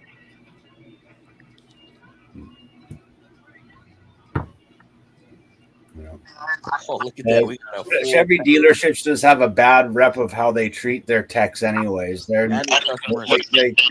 Chevy's slowly cracking down on the dealerships one at a time, but right now is not a good time to be a Chevy tech because the shops are playing so much BS it isn't funny. What happens when you get your money from the government? That too, yeah. I didn't even think of that. We're here blowing smoke up my rear end and shit. Hey, put everybody's names up on there, Lovey. All right. You would have gotten it fixed if you took it to a Ford dealership, right? I probably They would have fixed it that day just to make Chevy look bad.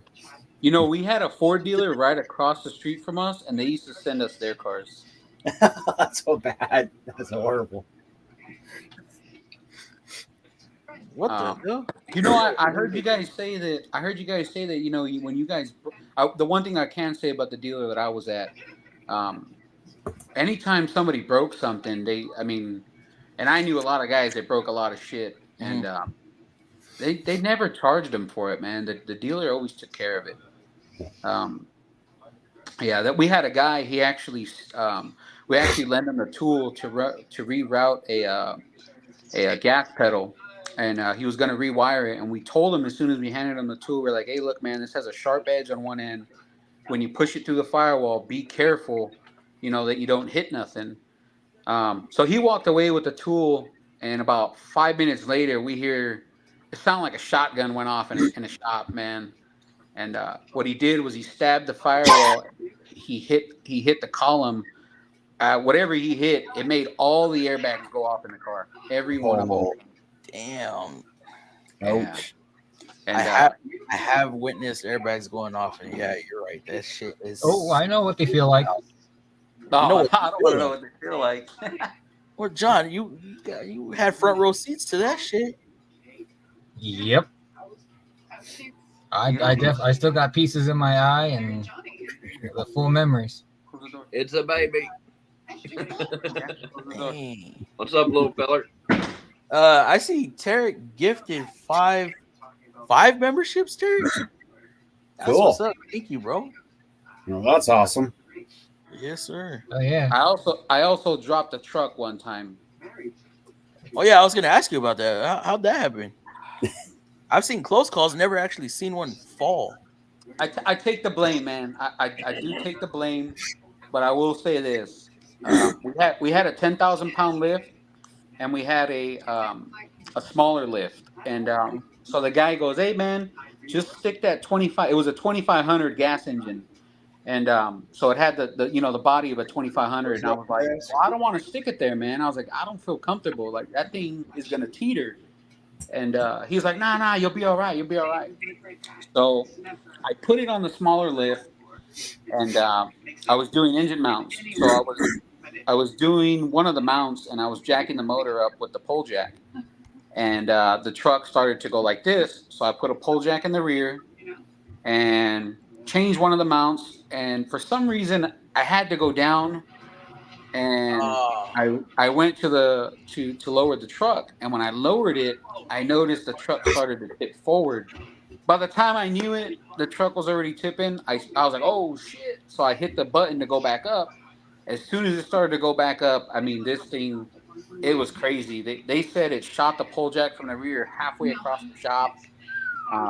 The truck, it was weird. It hit the ass end down, then it fell forward and hopped itself back up. Somehow, it landed on all four posts of the lift. But it just the post landed where they shouldn't have been. Like one ended up on the door, one ended up like and towards the bed liner. It held the truck on the rack still, but the feet were not where they were originally at. Wow. I got pretty pissed off. I was pissed, man. That I had told the guy originally, I was like, "I don't want it there. I don't want it there." And then I ended up doing that. My mistake, obviously. So I was pretty mad, man, and I punched the rack. I should have punched my toolbox. Instead, I hit the rack. That was whatever was closest to me, and I broke my hand. Yeah, that was the first time I ever broke something. I didn't even know my hand was broken for like the first 10 minutes. I would have been pretty pissed off too. Yeah, it was horrible. But but the dealer was cool. I mean, my director, he was like, "Oh man, we'll take care of you. We got to get you to the hospital." And he's like, "Nah, we're gonna take care of this. Don't worry about it." They sent it to the body shop. The only damage you really needed to fix was its door. That was it. Yeah, that's one of my biggest fears is forgetting a pole jack underneath. We had a similar incident, but when the guy came down, he caught it just in time, but it shifted the ass end of the truck, and so one of the arms caught the gas tank, the fuel tank, put a hole through it, and then the other side it caught the step rail. So all we had to do was put a fuel tank through. For me, mine, I kept telling them that lift was, before I ever even moved into that stall, when it was the other mechanics, I kept telling them that there was something wrong with the lift because it was one side would kind of hang when you're going down, so it would come down at an angle. Kept telling them, and then when it got into my stall, like becoming my stall, I told them again, man, something needs to be done about it, and they wouldn't do anything. And then I was working on this. It was the 4-door F-150, and I remember going up and down, and then I know it kept doing it to me, and I kept hearing it creaking and pop. And then just one time, something told me, "Hey, you know what? I better check this, make sure it didn't shift on me." I went and looked around the corner, and man, it was held on by like half an inch. I mean, I was a sneeze away from that thing falling off. Scary. Did any of you guys ever work with That's good, Super. We had those 4-post individual lifts that kind of like they would pick up like a bus. Yeah. I used to work under those a lot, and those are kind of scary. Just because sometimes you go down and one of them wouldn't go down, and then you'd have to fight with it to get it to go all back up at once. Yep. Oh, I know. Mr. Mike, were you a technician with Nissan during this time? I know what you mean by the water leaks, timing chains, manifolds. Hey, the manifolds made money though. I remember that. Can you provide some links that can provide some information on how to diagnose on diesels? It's some I would like to learn more. Government motors. So I can tell you, my buddy does a lot of the government diesels and stuff, and I'm trying to learn myself. There isn't really any links because they don't want you to, YouTube study. You just gotta, Yeah. you gotta learn from a shop, or you gotta learn from somebody that knows, so you don't monkey around with those. Yeah. They're like Nissan. They don't want nobody knowing their stuff. Well, that's a liability. I mean, when you're working where on I stuff was like at, that. where I was at, a lot of guys didn't want to work on diesel just because of how intense a diag was. A lot of the times, and just for anything, usually, I mean, just for about every other code that you would get on a Duramax, the first step is you got to smoke test the whole system, and a lot of guys wouldn't do that. They weren't diesel guys, so they would get a code and be like, oh, well, let's just replace this. And then, the truck would come back, right? It would come either right back or come back a week later. And, then they would send it over to somebody that knew what they were doing. So a lot of guys just stayed away from it, I think another thing too is, I'll give you an example. On a Duramax, to do a upper oil pan, I believe it only pays about 14, maybe 15 hours. And if I were to do it and nobody bothers me, nobody, you know what I mean, I just stay working, I could probably get it completely done, let it rest overnight. It'd probably take me about 9 hours. Well, the guy next to you is doing upper control arms, maybe a set of brakes, and maybe some other nonsense, and it's going to take him 2 hours, and he just made 10-hour job. He just did a 10-hour job. You know what I mean? And that's why a lot of guys didn't want to work on diesels. See, I don't mind the heavy line stuff because I stay working on one vehicle, but definitely doing some quick work. Very bad. Doing some quick work. Like the other day, I did a engine mount in an hour or 30 minutes. I paid $3.50. I mean, yeah. We know our shortcuts. Yeah, for sure. There's some things you just can't do shortcuts on. On the Duramax, spend that time on it. You said Duramax, right? Yeah. So how do you like the 2017 and 2018 coolant reservoir with the upper and lower chamber? You know what? I didn't get to see too many of them. When the L5P came out, we didn't see too many of them that had problems. If they did have problems, I'll tell you what I was doing on the L5P. We were replacing the whole. We were replacing DEF systems. We were just replacing the DPFs, everything. And a lot of times they were brand new trucks, man. They hadn't even seen 15,000 miles, and they were already bad. So does the lower chamber, the level sensor is in the upper chamber, right? And the lower chamber can just be air. Is that right? I don't really remember. I'm dealing with one right now.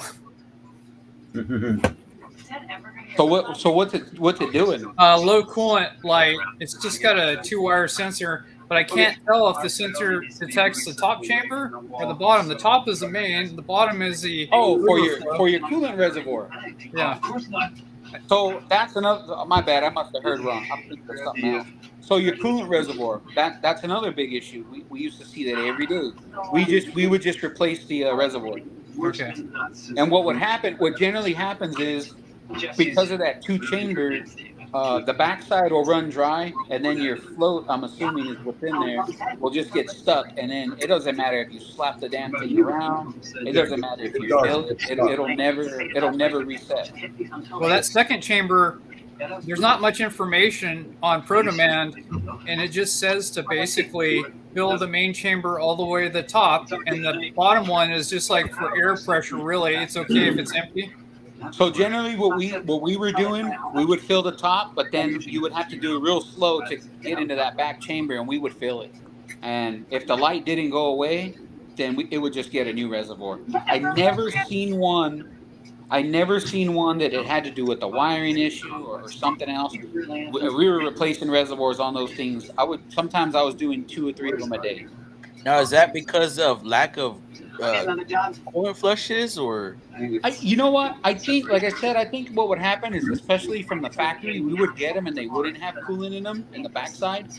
So I think what would happen is just whatever the sensor's in there, I think it would just get crusty or whatever, and it would just get stuck, and then it would just throw that light code, you know.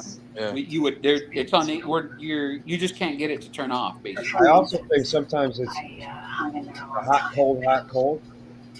The tank itself flexes a little bit, and the damn level sensor gets stuck. It just doesn't slide up and down nicely. I have that issue in my Cobalt right now because you know how it has that ball reservoir.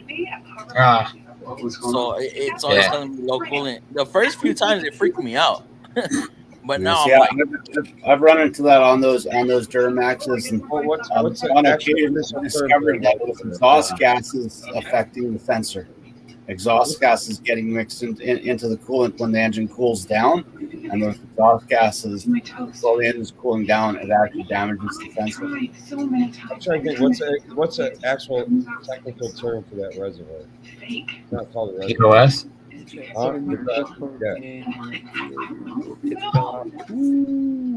A degas? That, you know what? That 3.0 diesel is part of the reason I quit as well. So what he's talking about, yeah, that's not good. You know, like I said, that 3.0 diesel, the baby Duramax that came out like in the newer trucks, that was another reason I quit. At the time, we were getting a lot of customer calls of their car not wanting to start. Basically an extended crank, and what it ended up being was from the factory, they would have a bent cam, like a phaser in the back of the engine. Yeah. Well, GM had a bright idea to put the cam in the back of the engine. So just to get it, all you're doing is replacing the little piece. And you know, when GM tells you that the job pays $16 under warranty, you already know what that means. You know, so it was a really, really big job, and I was like, you know what, I'm not doing What kind of car? What was that? What kind of vehicle? The new Silverados, or like the new Colorado. I believe it's. What they do? Have some balance shaft chain in the back of the motor or something? Yeah. So what a lot of guys ended up doing is we ended up just pulling the cabs off of them. So will that second chamber being empty, will it for sure cause a low coolant light if it's empty? Oh yeah, definitely. And you guys fill up the second chamber all the way? Yeah, not all the way, but I think there's like a little bit. I believe there's a line in the back. If not, we would get it pretty high. And then if the light didn't turn off, we replaced it, and that fixed it. But we would make sure to fill them both. The ultimate act of trust. Got it. Oh, you're talking. Sometimes I always cringe when I see mechanic reach through the steering wheel to do airbag. For the view.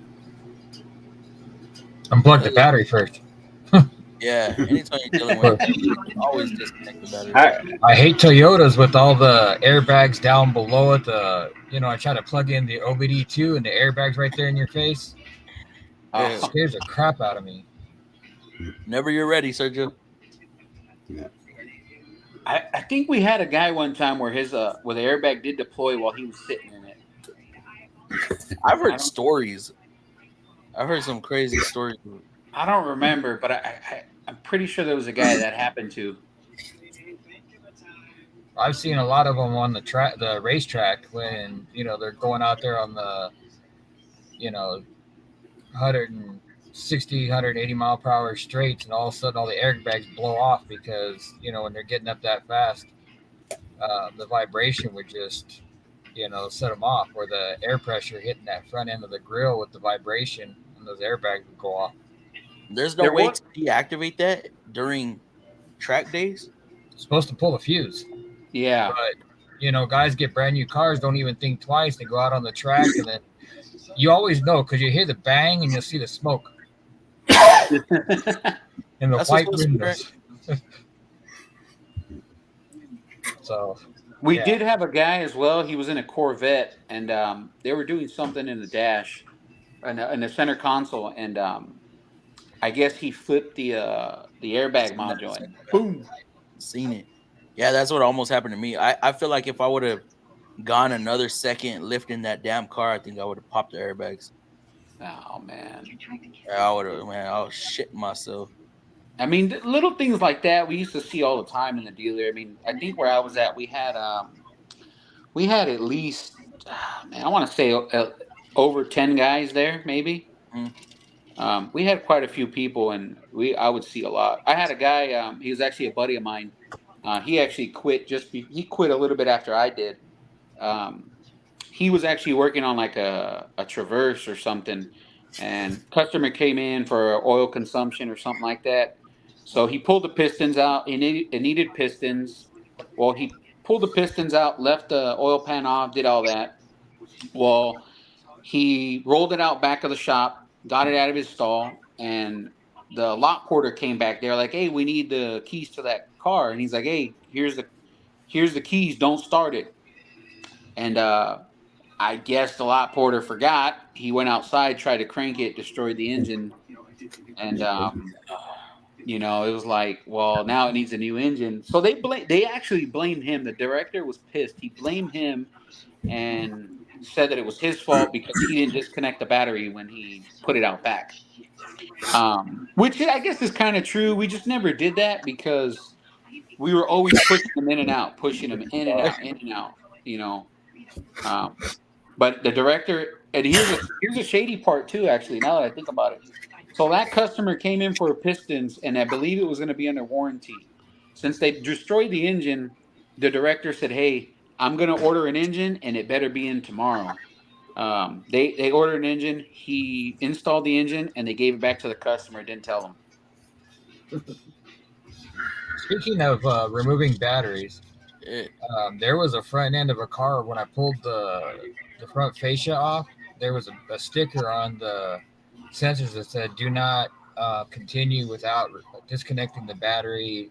Airbags stay charged," or something to that effect. I didn't think anything of it. I unplugged the battery, kept working, and I didn't realize until later that system actually had a backup capacitors built up into the airbags where you're supposed to discharge holding the battery connections together for 10 minutes.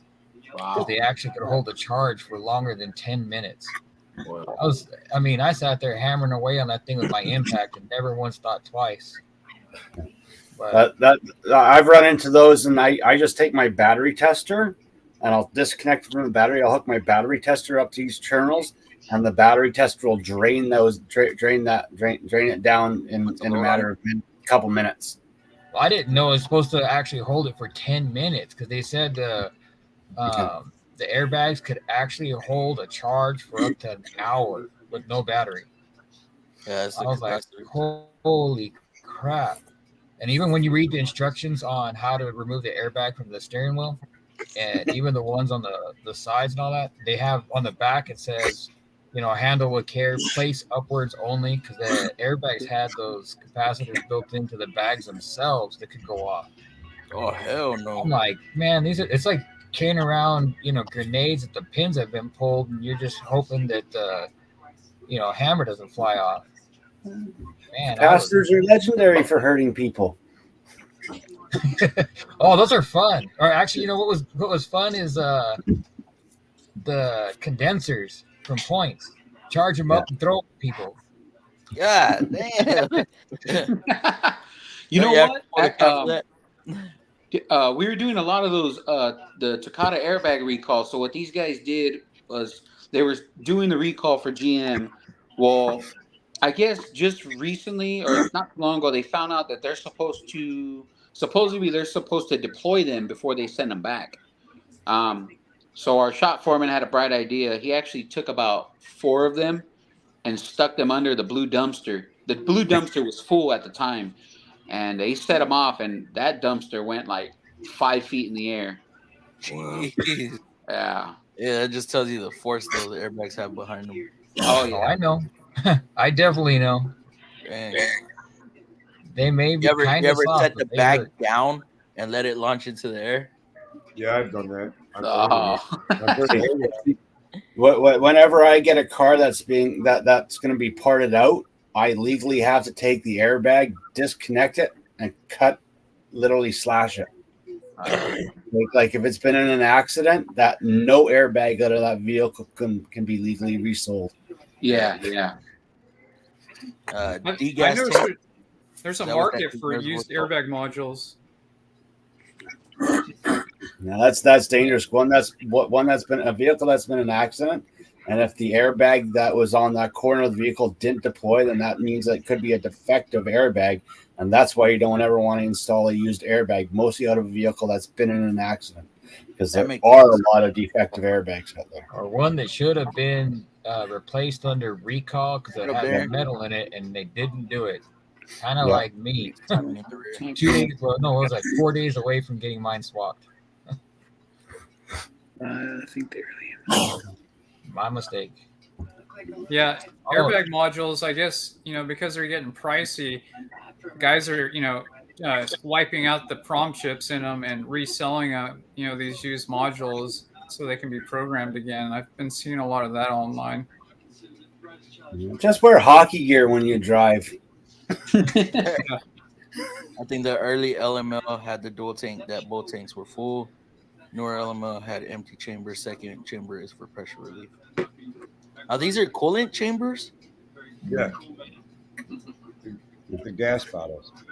Yeah, there's a degas bottle to the actual coolant bottle in the Chevy in the Duramaxes, and so there's an actual degas bottle where any engine exhaust gases that get into the coolant can degas out of. Now those are synonymous for cracking those ones because what does carbon do to plastic? It deteriorates it, and the adhesive that holds the components together deteriorates. Absolutely. Wow. It's crazy. A lot of Chevy's coolant reservoirs, no matter what car they are, they always crack. Yep. Because Chevys love leaking carbon through the system. Yep. That's what keeps them going. Big dog. How's it going, bro? Hey, Fluffy, to answer your question, I got a part-time gig. This other shop wanted me across the street, and they didn't have room for me just yet. But what they're going to do is use me to advertise and bring in more business so that I can just get my own stall. Yeah, man. Do you guys, does everybody still work in the shop? Yep. I got canned for having a racist boss, and then he spouted a bunch of lies to the service advisors and the owner. So the owner fired me wrongfully for something he had no information about. And it's a long mess. It's a long story. I don't know if he wants to hear it, but I couldn't believe I got canned like that. And something so stupid. There's a lot of a short version. There's a lot of shops canning people right now. There's a lot of shops firing the. This wasn't like that. And people say like, why would you get rid of any mechanic or fire any of your top dudes? Well, when somebody gets in your head and says, "Hey, you're paying this guy over $100K a year, I can find somebody at $30,000 a year." The shop owner looks like that's $30,000 I can save. See, this was something different.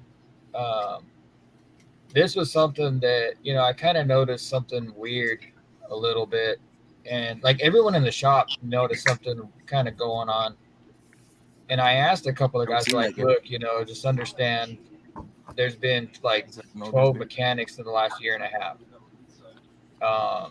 So it's not just you, just hang tight. I kept kind of just hanging on, and it was like it just was like really odd.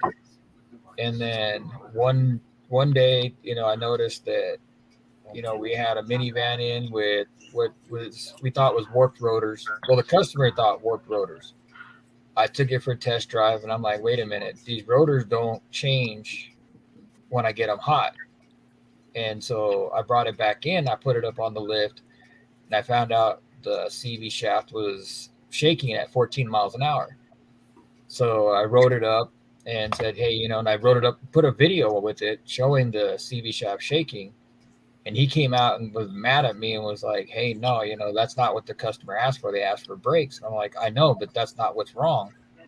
It's the CV shaft. And he's like, no, I'm telling you, it's the brakes. I'm going to take it for a test drive. So he left, came back and said, no, it's the brakes. I was like, okay, whatever. So I put brakes on it, took it for a test drive. It didn't fix anything. That's not the daughter's car that you were having issues with? What's that? Didn't the owner's daughter have a vibration issue? That Or was is this a something different vehicle. That was a different vehicle. Well, I mean, that was about the same time.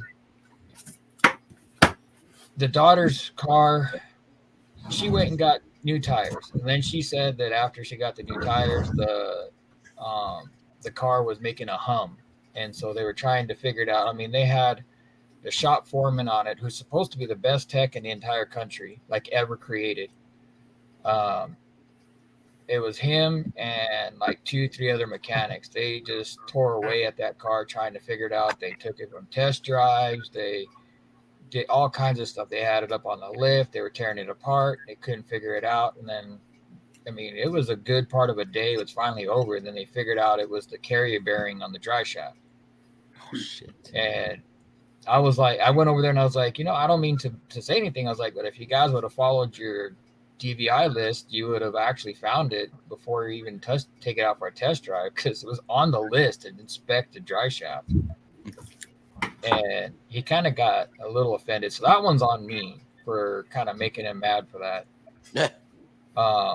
But that was at the time that this other stuff was going on. And then just a few days later, there was another van that came in that the rear brakes were out on it. Now, I went and did, you know, the full inspection, and I noticed that the front rotors had a lot of rust on them. And I was like, no, this is just too much rust for what should be on the rotors. Something's not right. And so, you know, when I was doing the first initial inspection, I put pictures of the rotors, and I told him, I said, the front brakes aren't functioning. That's why the rear brakes wore out.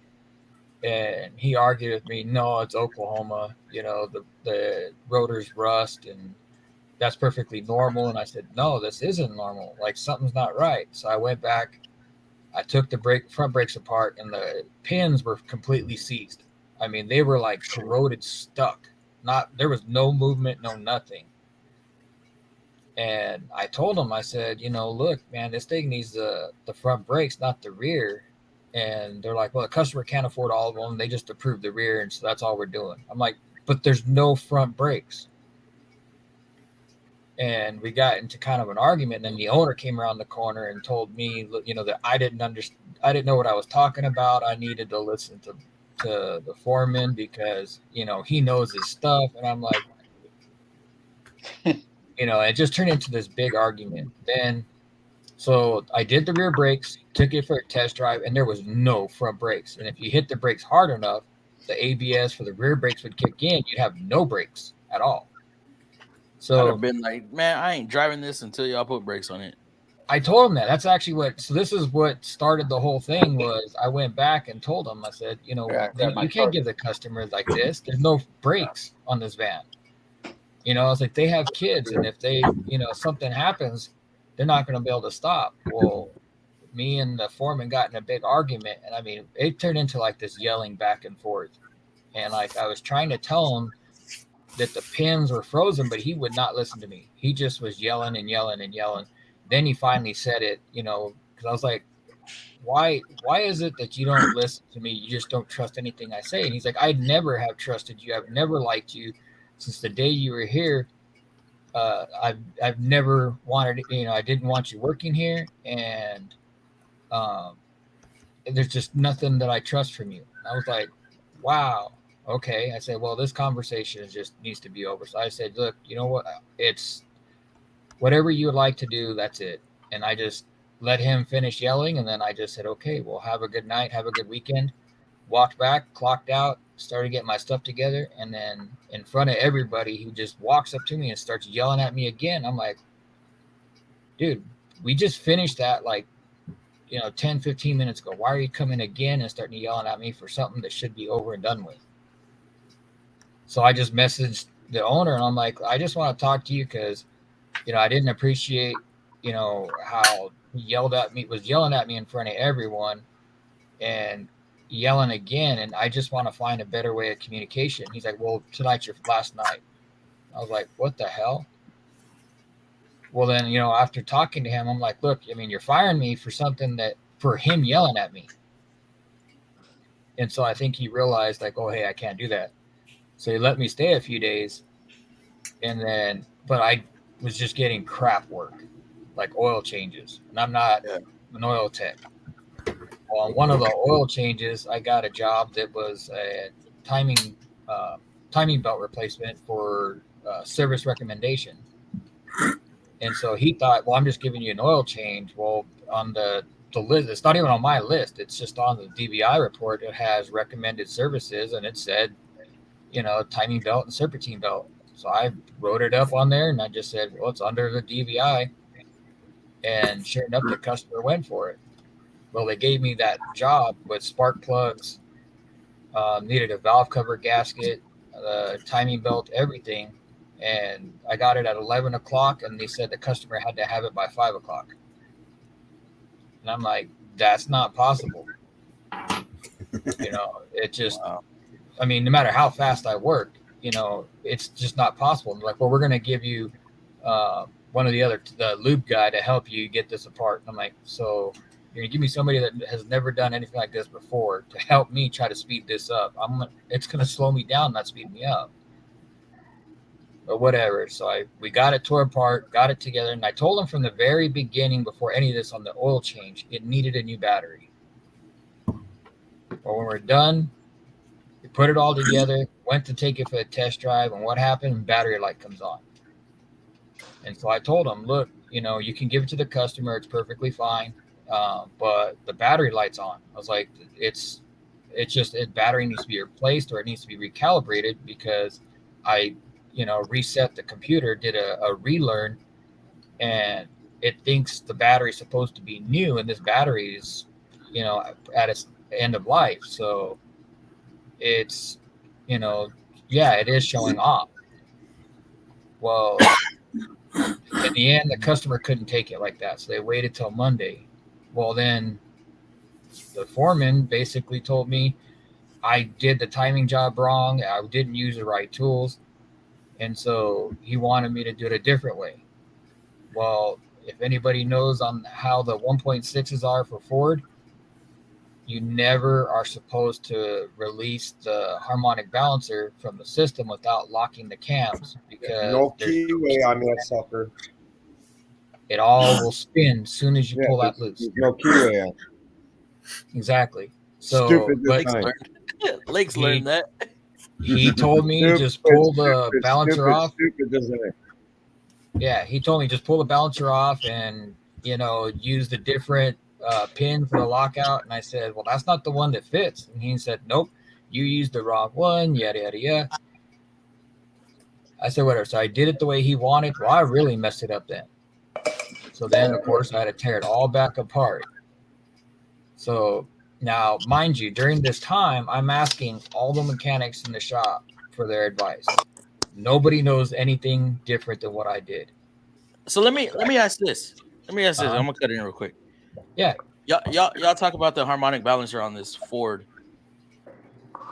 Is the reluctor the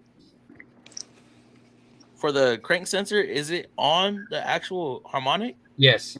It's on the back. You actually have a tool. Harmonic balancing is a special tool, and you put it all back together. They take the sensor off. The crank sensor reads the harmonic balancer itself. Yeah, there's this little dinky ass window, and you got to put it right back onto it. Put it right in perfect place. Lock your crank bolt down to this many freaking foot-pounds of torque, and then so many more degrees. And nice. See, ours is on the actual crankshaft. I just don't understand why they didn't put a keyway. This is the dumbest design. The cams don't have keyways. The crank doesn't have keyways. If you loosen the chain in any way, shape, or form, then the cams go whichever direction they feel like. Everything's held in place by pure extreme pressure.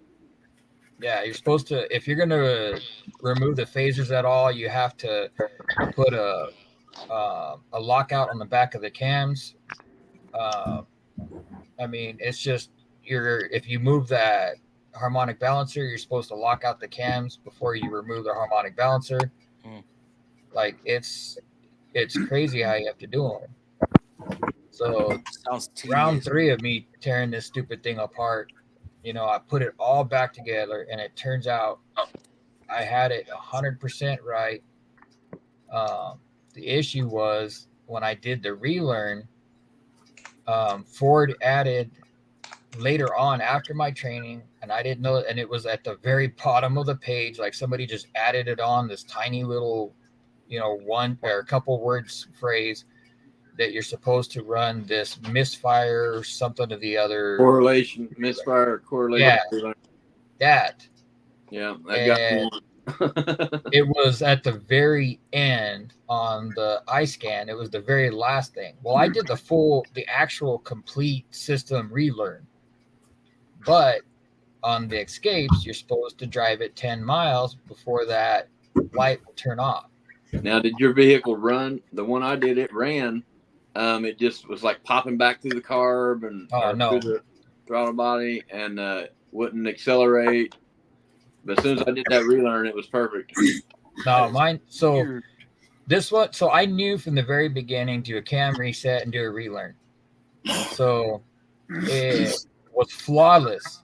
The problem was you're supposed to take it for a 10-mile drive. Our test drive little area that they have us, how they have us go around is 3.79 miles. It's almost like 4 miles. So I didn't drive it long enough to get the check engine light to turn off. Had I have just drove it 10 miles or more, the light would have turned off and nothing. It would have been done that Friday afternoon. So do all of y'all have test drive routes? I know Turner doesn't. I know OCD I was just about to ask that. I got like 4 different ones. Depends on what I'm looking for. So do you make up your own test drive route, or the shop says, "Hey, no, it's just 4 different routes I take. But you quick reach. You always. We got the ice cream route. We got the ice cream route and the McDonald's route. The average probably 4 or 5 miles. But if I have to, I'll drive the car anywhere I got to go. Hey, John. Yeah. John, you got Ford experience? Yes. Can you write something down? No. Ford experience. I think. Hang on, let me get a pen. I'm surprised we don't have a route. We go wherever we can. Yeah, I do whatever I got to do. Your road should always include a hill. What I can. Jump in rush hour. You should always have a hill included in your test drive. A hill for going up, a hill for going down. OCD Auto. There's no master at gmail.com. Okay. Well, there's hills in Michigan, just not. OCD Auto Master at Gmail. Can you email me? Just like a message? Yeah. Knee bags are the worst design ever. I call them knee busters. Yeah, they suck, especially when you're trying to do under dash work. Yeah, they get in the way. By the way, Jesus, thank you for jumping in the stream, bro. No, it took me a while to get to that comment. As you've all noticed on my videos, Ford is my main income maker. God damn diesels. I remember I bought a refurbished module from eBay. Went to the drive. I installed it with the car remote start, and bam, driver bought. Dude, that sucks. They should not be able to sell those over the internet like that. DLC for Christ with the $20 donation. Thank you, Vato. Fluffy, what's going on? You know what we're doing. We're talking about mechanic mistakes and mess ups and how we learn from them and all that good stuff, Hoping that we're all learning from our previous mistakes. One thing that I've noticed is that, the industry that we're in, my uncles and great uncles were all mechanics. And, they talk about back in the day when cars were a lot simpler. You had a brake shop, you had a front end shop, you had a muffler shop, and a transmission, and then a manual trans and rear end. And you still have some of that in the big cities. But nowadays, with complex cars, they want you to do everything, when you get hired. And to try and be good at everything on a modern car is asking a lot of a lot of people. So, It is. I think it depends where you're at. Me? At least for where I was at, we had, out of all the guys we had, I mean, we only had maybe 2 or 3 guys. I want to say 3 guys out of just say 10 guys. Only 3 guys out of that shop would pull a dash apart. You know, only those 3 guys would pull out a steering column, pull out the whole dash. There's only 3 guys that would do a sunroof. Um, and they didn't. And and they didn't care. The shop, at least the shop didn't care. Um, but yeah, those guys were the dudes that were somebody needed a sunroof or somebody needed to pull a whole dash out. Those were those 3 guys. They were doing it. Nobody else in the shop. See, that's what I like about being at Nissan. We do everything. Yeah, I do Do you know why they actually The have? apprentice does the same thing that a Talk master about does. dash pulling. My neck hurts right now. I'm getting too old to be pulling dashes. Oh, it's not that bad. It's only about a. Oh no, I had Phillips one screws. freaking fastener I couldn't find, man. I'm up on your dash. I tweaked my neck. We Really? even had one guy, and all he did was suspension, and he was like the shop foreman's. That's He was great. he was one of the foreman's like best friend. They drink together every day. The only You thing know I why don't shops wanna do do that? was suspension. I don't want to do convertibles. That's it. I did one, never again. Never want to do Do one. you know again. why though that they have like some places will have just an alignment guy or just a whatever. Speed. So, not necessarily just speed, but if all cars are aligned by the same guy that's had specific training in that, then every single car will be aligned exactly the same across the board, no matter what. If you have a variety of people doing alignments their way, then you could have one car that's different than another car, and you never know why. It may be slightly different or slightly off. Yeah. And it has to So do here's with, my issue with that. My issue with having one tech do a specific thing day in and day out. If that tech is gone, being a consumer, okay, because y'all know my car was in the shop for a long ass time. They call in, they go on vacation, they do this, they do that. Well, the customer's car is sitting there that much longer. not necessarily.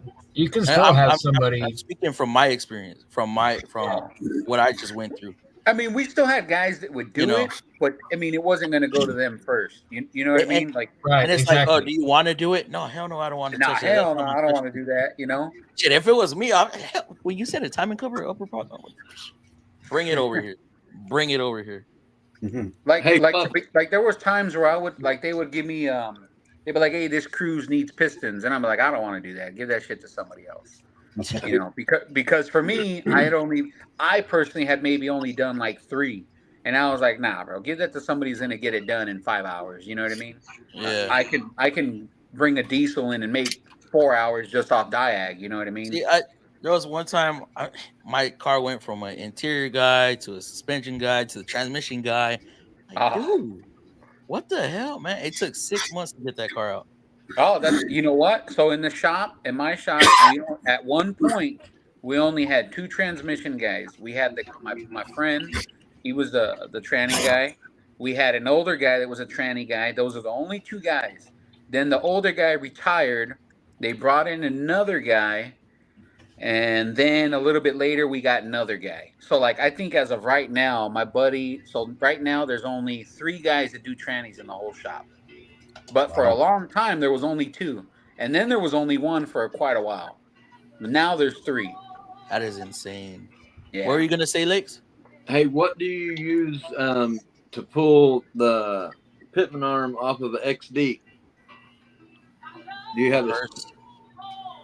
I mean, I know a pitman arm puller, but... I have no idea.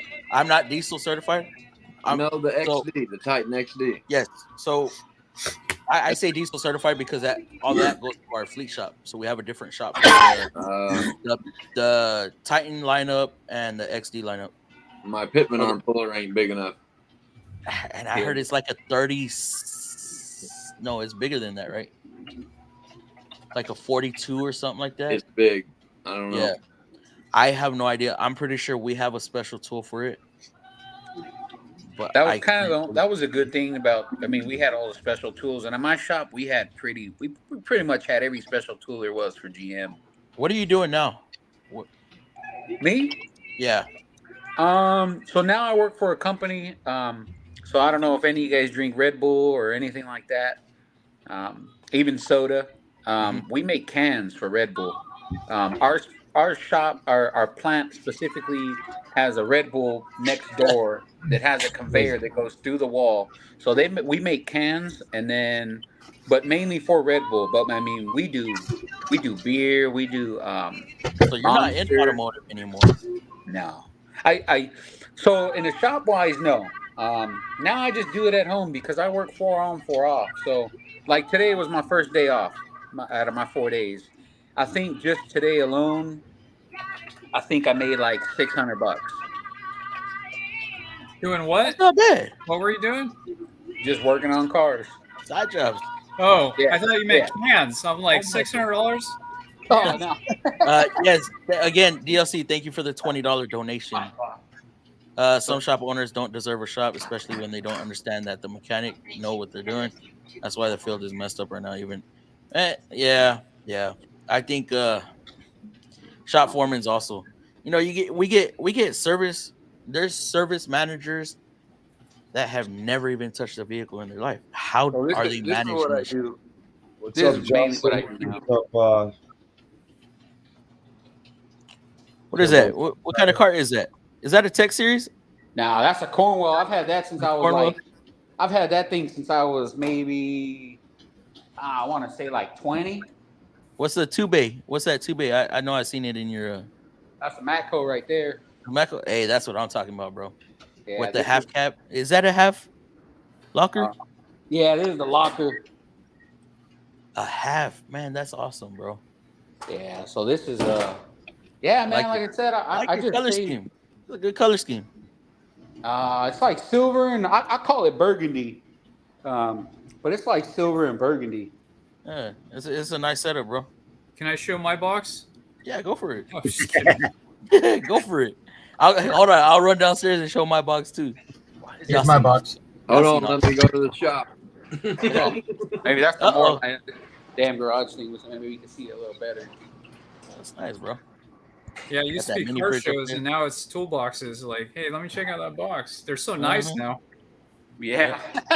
Pat posted with the YouTube member 8, bro. Appreciate you, Pat. Thank It's you for not nice becoming when you- a member. That's what's up. It's not nice when you owe on it though. Oh, I know. I still. That's why Like I say, the box ain't mine yet. The box ain't mine. I'm just renting it for now. How long have you had that, Fluffy? I've had it since 2000. I'm not gonna lie. The box itself, I think I've had since 2020. Then I added the hutch and then my big ass roll cart, right? You got to pay it all off before you own any of it. Yeah. So then it re-up. So another 5 years in 21. What was And your then- first box? What was my first box? Yeah. It was a machinist box from Harbor Freight. It was like a 3-tier. Wow. I used that for about a year. Then I got a 5S, a red 5S, 2-bay. Outgrew that in 5-6 years, and then I bought the last box I'm ever gonna freaking buy. As far as a main box. I wish I would have just. I thought Bought you were going to buy a box for a giveaway. What's that? I thought you were buying a box for a giveaway. Oh yeah. I'll do that. Once I hit 1 million subs, I will do a box. Let me grab my wallet. Just remember who's that first one on your list of subscribers. I saw that. On the members? Yeah. Okay. All right. Who has the number? The first A one whole on bunch there. of new members, Fluff. Hey, yeah, we go. You know what? Hit 1 million. I hit 1 million subs, and I'll do that for the members. How about that? Has anybody ever? I got a job tomorrow in the morning, and it's the first time I've seen this, and maybe just because I worked on Chevy. This guy's got a G35 Infinity, and the condenser and the radiator are one solid piece. I never seen that before. Oh yeah, that's common. On what? Jeeps on the G35. G35 Infinity. What year? Oh, dude, Chrysler's doing that. Infinity's doing that. Is that for the top portion? That's what Lakes needs. The top portion is a cooler for the transmission, and the lower portion. Tarek is going crazy with these gifteds. Gifted 10 more memberships. Mm-hmm. Damn. Hey, Tarek, the real MVP right now. Appreciate you. Pushing the channel. That's awesome. Damn. No, this is the Pitman arm puller that you should be using for the Titans and any larger. So what is the link? Hey, you know what? It's actually a Tiger Tools Pitman arm remover. Yeah. You got the link? Send it in the private chat, and then I'll post the link up in the. Or email it to me or something. How much is that tool, Terry? Isn't that expensive? Most Tiger tools. They're not that expensive. They're cheaper than the Snap ones. They're Pitman removers, and they're a lot better. That's your only comeback is they're cheaper than Snap-on. I mean, come on, Snap-on is fucking ridiculous. No, but for the quality and that, they're actually worth every penny. I know Tiger Tool makes a kick-ass. They make kick-ass pullers. They make good-ass tools. I think the only thing Snap-on I got is their electric ratchet, and I used to use that thing to take off torque converter bolts. That just don't look deep enough for the shaft. That don't look deep enough at all. I don't know. I'll have to look it up. I'm gonna put the link. Heard Quick Wrench is willing to contact Power Pro for you. Yeah, that's awesome. I'm gonna see if I can get another lead set. They won't stick and get back with me. That is unless it's hiding in my junk mail or something. And I did have to get into my junk mail again to find your link again. I don't know why it's going to junk. I think it's with the links itself, because when we email, you're getting my emails. But did you leave your phone number, Lakes? Yeah. Because they actually called me. Okay, yeah, that's it. Oh, look at that. I was just talking shit, and he actually said. Hey, Fluffy, are you going to be doing this anytime in the next few days? What? Live? I go on again on Tuesday. So it's Tuesday and Friday? Yeah, Tuesday and Friday. Okay. I got to spend some time with the missus, but I just thank you guys. And yeah, keep up the good work. So thank you, John. Thank you. Yeah, of course. Tarek, I'll keep emailing you. Oh, why did I post it back in the? Tarek, Lakes needs needs a hook probe set. Just the bottom part of it, right, Lakes? Yeah. Just the two big clamps. All right, there we go. We got the link down in the chat. Anybody who wants to check out that. I got a quick question for everybody. Would you say that a lot of guys in the business, or even some of the guys you work with, are scared to leave the business just because they don't think they can do anything else? Probably. How are you supposed to do anything else? I'll put two hands up for that. If that's all I know. Is auto mechanic. I mean, how are you supposed to be face to face with customers? How are you supposed to be behind the computer? How are you supposed to be selling phones or doing sales? I mean, the one thing you know is you really are on your own to manage yourself. Yeah. You can use whatever language you want, and you don't have to care about the end result as long as you're given a ticket and at the end the ticket's met. Yeah. So to try to go to another industry is, unless it's something like a mechanic or engineering, I mean, that's not necessarily possible unless, like me, the reason why I go by John of Some Trades, I've had IT training. I actually have been certified in a variety of classes. I've actually been a computer engineer. My class that I took was computer electronics engineering and technology. They think numbers means everything, and it doesn't. I've worked in cell phones, in network operations. So, I mean, I've done a lot. And as far as auto mechanics goes, that's just the one thing that I love doing. And it's like muscle memory. I can get it in a car, just, I know what needs to be removed, what doesn't need to be removed. I can get in, get it done, get it out. And so I went back to this just because it was easy. And after having my brain injury, I worried about, being responsible for a hospital or something and not knowing what to do, but I can tear apart a car on the side of the highway and put it back together. That's what's up, bro. Yeah. So, and that's what I was saying. Like I worked with a couple of guys, and I think that scares a lot of people. From leaving the industry, and I think that was one of the things that didn't hold me back. I was like, you know what, I got to get out of here. And I was like, if worst comes to worst, I know how to work on cars. Something you don't really lose. Just do it from home. Cut out the middleman. But at some point in time, you want to do something. You want to find a regular job, or you want to.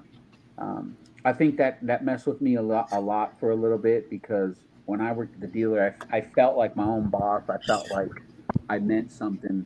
And then you go work at a company somewhere, and then you're kind of just like a normal guy, and you got to follow this or follow that, and you're just like, what the hell? What scares me is I can make my whole week and some in a few days. Yeah. Versus have to be babysat, and I say babysat on a clock.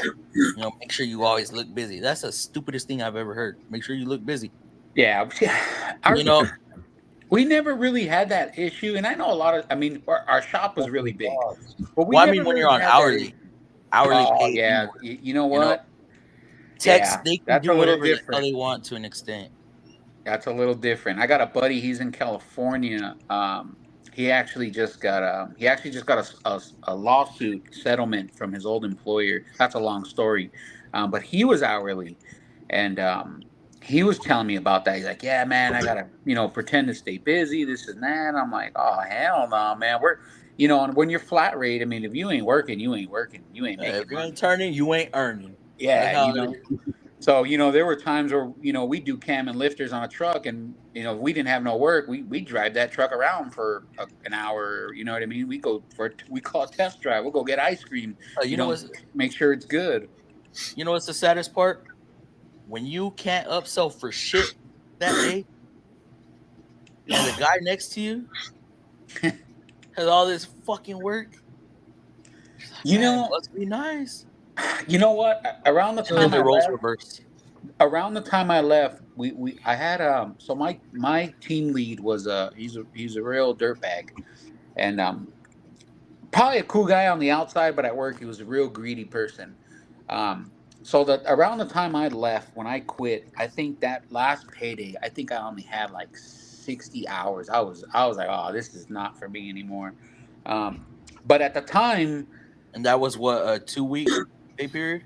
Yeah. And at the time, like, we would walk by our team leads, walk by his stall, and he has an apprentice. And we'd walk by his stall. This guy's got AC compressors. I mean, this guy's got all the gravy work, bro. And it's all CP. You know what I mean? Yeah, and we're like, why aren't you handing this out to your guys? Because not only do you get paid a certain percentage, well, obviously he gets his flat rate, but then he would also get so much money for every person on his team, for his utilization. Yeah, and instead he was just eating up everything, and we were like, "What the hell, man? Like, you didn't pass out no work, bro. You just did it for you and yourself." And yeah, it would be like that sometimes, man. That's why they got to be careful when they put certain people in certain positions. Yeah, because somebody's always going to get fed more. There's always going to be greed. Oh yeah. We locate. We have a shop foreman. He doesn't disperse work. Unless it absolutely needs to, like it's a heat case or something special is going on with it, or the customer requests a certain somebody to work on their vehicle. Other than that, it's free for all for everybody. See, and we had guys that would disperse it because just for like the simple fact, like I said, we had an old timer that's all he did was trim. He would do AC, trim, all that stuff, and he wasn't going to give that 60-year-old guy cam and lifter job versus a sunroof. He would come and give me a cam and lifter job, then and give that guy a sunroof, or give that guy an AC leak. You know what I mean? And that's how they distributed it, like that. And that was kind of good, I guess. But I mean, it really just depends. How do y'all distribute Lakes, Quick Wrench? I know you got something special going on with you. Yeah, well, I diagnose everything now, so I just sit there and watch all the work get given out. Now I do get a $5 per diem per hour off of what everybody else turns, so that's nice. But I still have noticed if I'm only doing diags and not getting any work, then I've noticed my paycheck's lower. Even though I'm $50 an hour on the diag, it's still lower, because diags will chew you up. There might be some you get, done in 10 minutes. You get paid your hour, but some I'm on an hour and a half or 2 hours. Well, Lakes, when it comes down to that, you have to come up with your diag. You got to say, hey, okay, I already know I got a CAN bus issue here. That's your diagnosis. Yeah, I guess that's a diagnosis, and now you got to call a customer, get another hour to diagnose what failed in the CAN bus, and if it takes you longer than that, you got to keep going. You got to build for your time. Yeah, so you don't get no overflow? Electric. I do, but we do a lot of work for Silver Rock and Carvana, and and they only pay the shop $50 an hour. Sometimes they don't even pay diag. They pay $50 an hour per diag. That's it. And they want it all diagnosed in an hour, and it's hard to get them to pay more. Now, if I have to tear something down, or sometimes I can, but most times they won't do it. Carvana does the same though, right? Where they have like a diag guy, and then it goes to whoever next to fix it. That's the people buy it from Carvana. Carvana has 100 days. They fix anything basically. So then they come to us. I don't work for Carvana. I work for independent. I'm the guy in the shop that if nobody else wants to do it, they shove it my way. So I'm the pooper scooper. 762 by 39 got depends what drain bolt are you talking about. They could be rubber, they could be copper. I know when it comes to Nissan we use copper only. It's a crush washer. It just depends. Some are built into the plugs. Turbo tie on what engine, copper. I just worked on a RAV4 actually. Today is the girlfriend hour. So did I.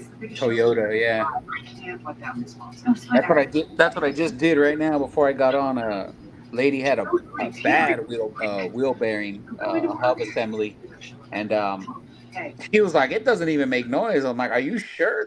The wheel looks like it's gonna fall off." But she said it didn't make noise. It's kind of hard to believe. Yeah, no shit. They get used to noises. Yeah. Exactly. It's so long. Yep, that's exactly it. Justin, I wouldn't use rubber. I've seen a lot of these rubber washers leak on Nissans. I don't know what it is. Y'all know Nissans that oddball. Late will popping in for a few. What's going on, Mark Olson? Thank you for stopping by. Had a 4Runner today that I couldn't figure out why they had like 3 washers on the drain plug, and when I went to put it back in, I figured out why, and it was cross-threaded. Oh no! So yeah, I had fun trying to get that back in. I was like, I didn't do it, so I just put it back.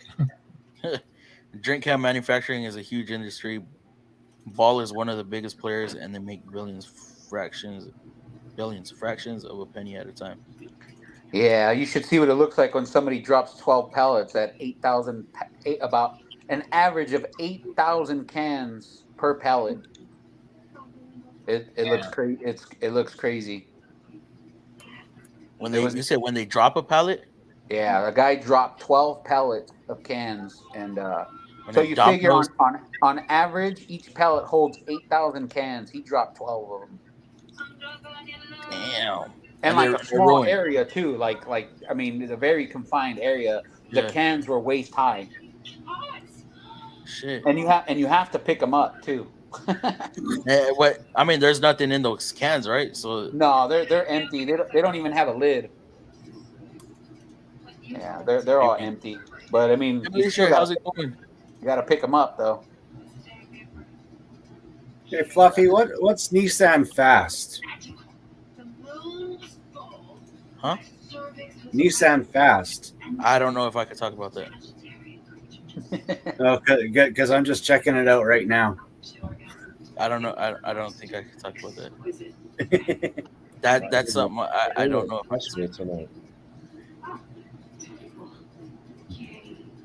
No, I actually have access to it with my software. That's kind of weird. So what are you looking at on that? I'm just checking it out because it came with my with a huge update that came onto my computer earlier today. So I'm not in that department. That's a different department. Yeah. All right. It's a has to do with quoting, so I'll leave it at that. Yeah. Has to do with quoting? Yeah, quoting. Quotes. Oh, okay, I see what it is now. Okay. Yeah. Why didn't they give me access to it? Weird. That is weird. Well, at least you know you're not gonna get finessed. As long as the boys think for helping out. You know, you guys were talking about. Somebody was talking about how they're firing a lot of technicians. I don't know where you guys are, but I'm in Arizona, man, and every shop is hiring, man. Every shop you can think is hiring. They're having such a hard time hiring people. It's ridiculous. Why are they hiring if it's well, I don't know how y'all are, but it's still slow in my neck of the woods. Like, I just worked on a customer's car, man. He was telling me that he went to Gurix and they told him it was going to be like a 2-week wait because they only had one technician. And that's not the first time I've heard that. They actually just opened up another like right across the street. They opened a Christian Brothers right across from them. And from what I hear, I hear the same thing. They don't have any techs, and it's like, well, you know, where did all these guys go? And I know when I was getting out, they were holding seminars about why people were leaving the industry. They wanted to know why people were leaving. I can answer that, but I just don't think this is the platform to get into that, because that's a topic that you know, you're either one way or you're another, and all it is an argument that will never end. But it's, if you actually pay attention to the data and understand, okay, so you can make money off the government and make just as much money off the government as you can getting full of grease, working your butt off, tearing up your body, and you can just basically in certain cities live off the street and make just as much. So if you're in Arizona, I mean, if you go to parts of downtown Phoenix, you understand what I'm talking about. Oh yeah. So right now it's just the same reason why there's so many nurses that are short-staffed, CNAs and nurses. I mean, when you look at a CNA that is getting paid $11 to $13 an hour, and they're literally cleaning, basically adult diapers all day and saving lives. And I mean, you've got people puking on you. You got blood getting all over. I mean, it's just unbelievably disgusting what happens to CNAs. You look that up, Lakes. OTC. I got to make $11 an hour, 13. I mean, you can literally go to a McDonald's and make more money than a nurse. I think McDonald's at one point right here for just the average employee, I think they were paying like $21 an hour at one point.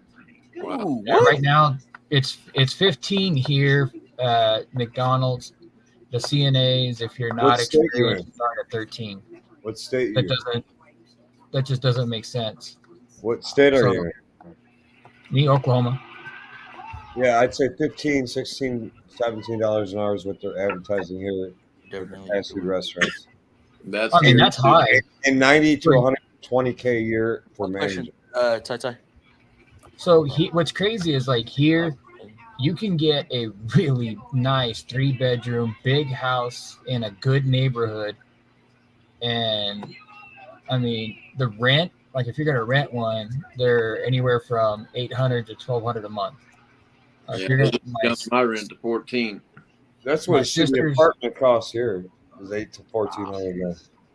So my sister's house, it's like a 5-bedroom, I think, 5 or 6 bedroom, big, huge loft upstairs, 2-car garage, 2-story. Really nice neighborhood. And that's how you said they paid $180,000 for the house. I didn't see. I think it was, or 160. That one right there. I would agree. And I mean, and it's a fairly new home too. It's not an old tore down home. I mean, it's a nice house. Back in Albuquerque, our rundown house that was in a horrible neighborhood sold for like $230,000 or $240,000. So it's just super cheap here. I mean, a $15 an hour job is just, it's very to be paying that. I mean, you can live here comfortably at, $10 to $13 an hour and have a nice place. So that's why people are quitting these big jobs. Is what's the point? I think for anyone getting out of the business, you would have to go. I mean, you wouldn't have to, obviously, but I think the next thing that you would at least be somewhat mechanical wise would be like to work, somewhere where they 71, where you still kind of get to do stuff like that. At least where I'm at, where I work at Ball, the production technicians, they somewhat are hands on with the machinery. You have a PT, and then you have a maintainer.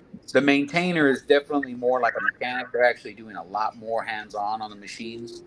And I mean, and their pay grade is I mean, for a starting job is it's great, So I would lean toward. I mean, if you're looking for something outside of being a mechanic, look for engineering jobs at different manufacturing plants. Yeah. Engineers are the guys that keep the machines running. So, like at a bakery, the bakeries, those things run 24/7, and they can't be down for longer than seconds, really. Yeah. That's how really engineers. Those are millwrights. Millwrights. Yeah. Engineers are the guys that design the crap. Millwrights are the guys that fix it. Yeah, Carvana does suck. Yeah. So like that's what we have at work. So we have the PTs, maintainers, we have millwrights as well. Yeah. But yeah, that's basically what the PTs do, and the maintainers.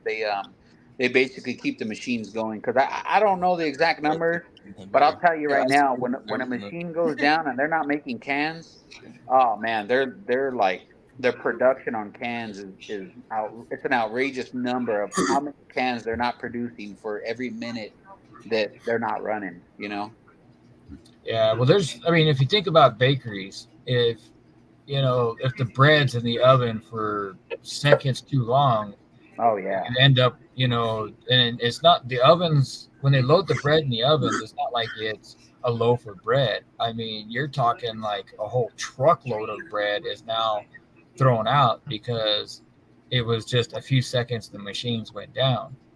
So, and we always called them engineers. I used to work at Earth Grains, and we'd have to call for an engineer anytime something. If we saw anything even hiccuping, it was like you call for the engineer right then and there, and they would have to try to work on the equipment live. For us, that would be a PT. That's our production technicians. That's basically, it sounds like that would be what we do at work. Yeah.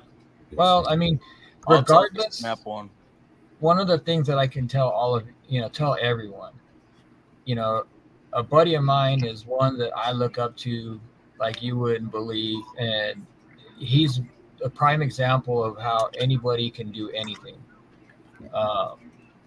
He actually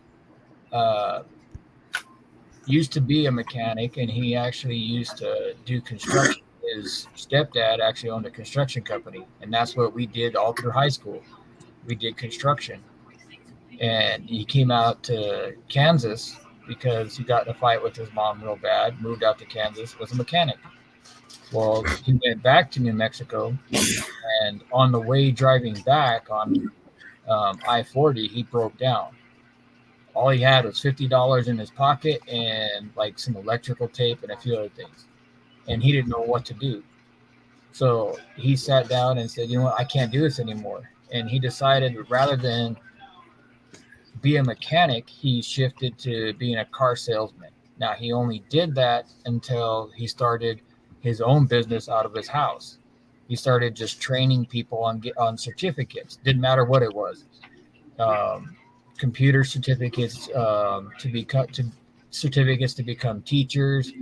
He just, whatever he could get certified in, he got certified, and then he would certify anyone else for it.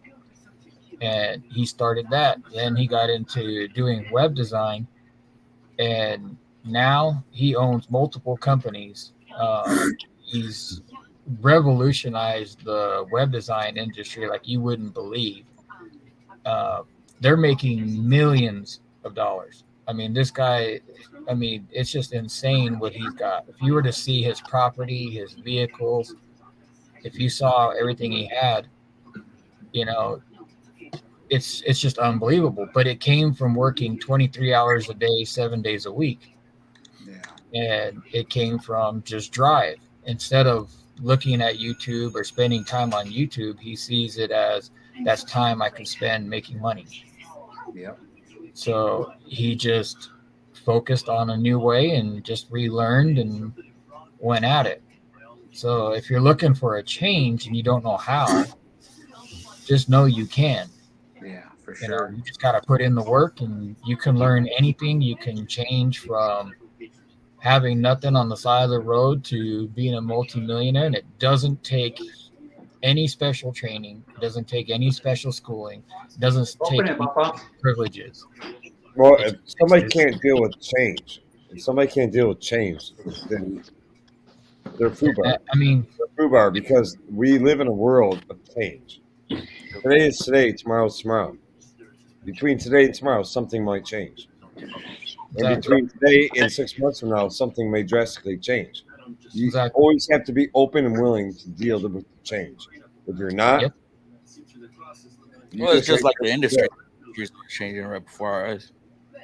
Yeah, and it's you know, the guys that I'm working with now, one of them, you know, he was saying, man, this is a never-ending battle. This is a never-ending battle. You know, he's like, every time we're finished with a car, there's another one right there.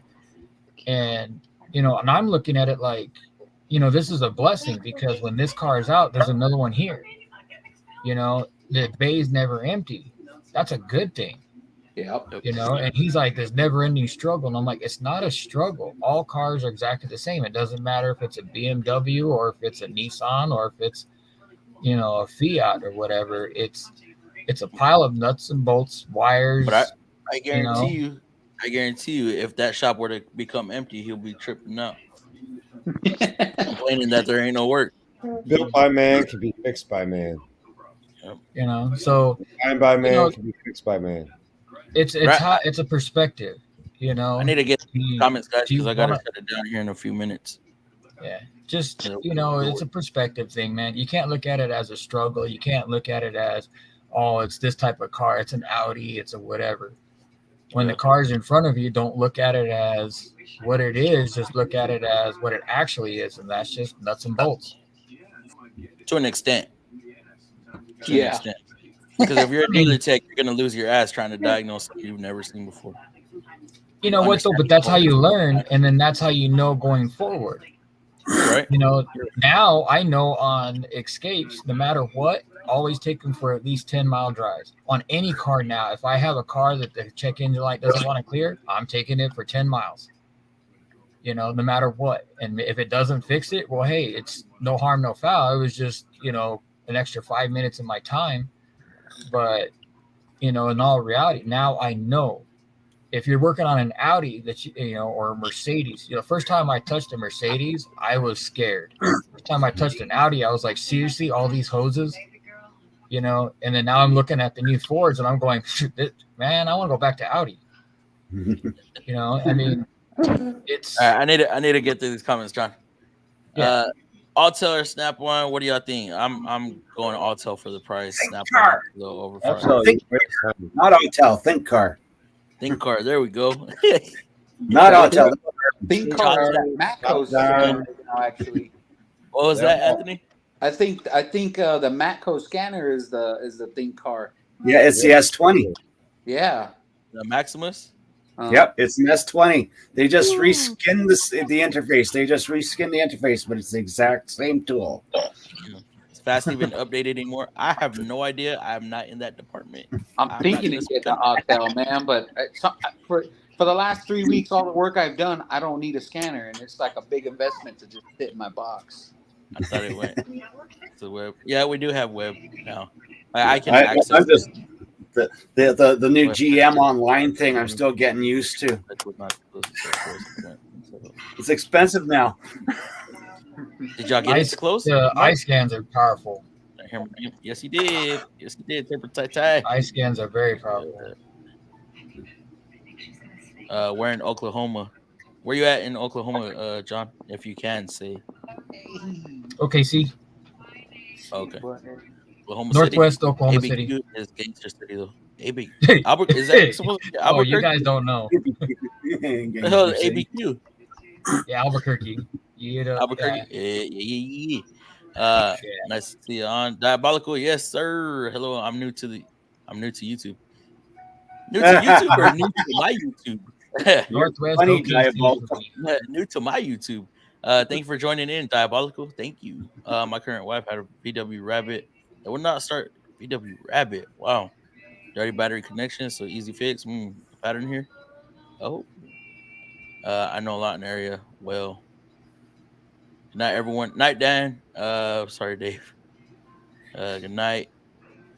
Hey, Diabolical. Hey, Region. Still was a good line. Hit the like button, folks. Yes, y'all heard Mark hit that like button. Well, our likes have surpassed the views, so yeah. I mean, if you don't see a blue thumbs up on your end, please give it a thumbs up. Hulk, smash that like button. Thank you, Raging, for the $5 donation. Boom, boom. I mean, Edmond. Where's that? I have no idea where that is. Edmond is like, I don't know, 20, 30 minutes from me. Oh, that's Oklahoma. I didn't know what state that was in.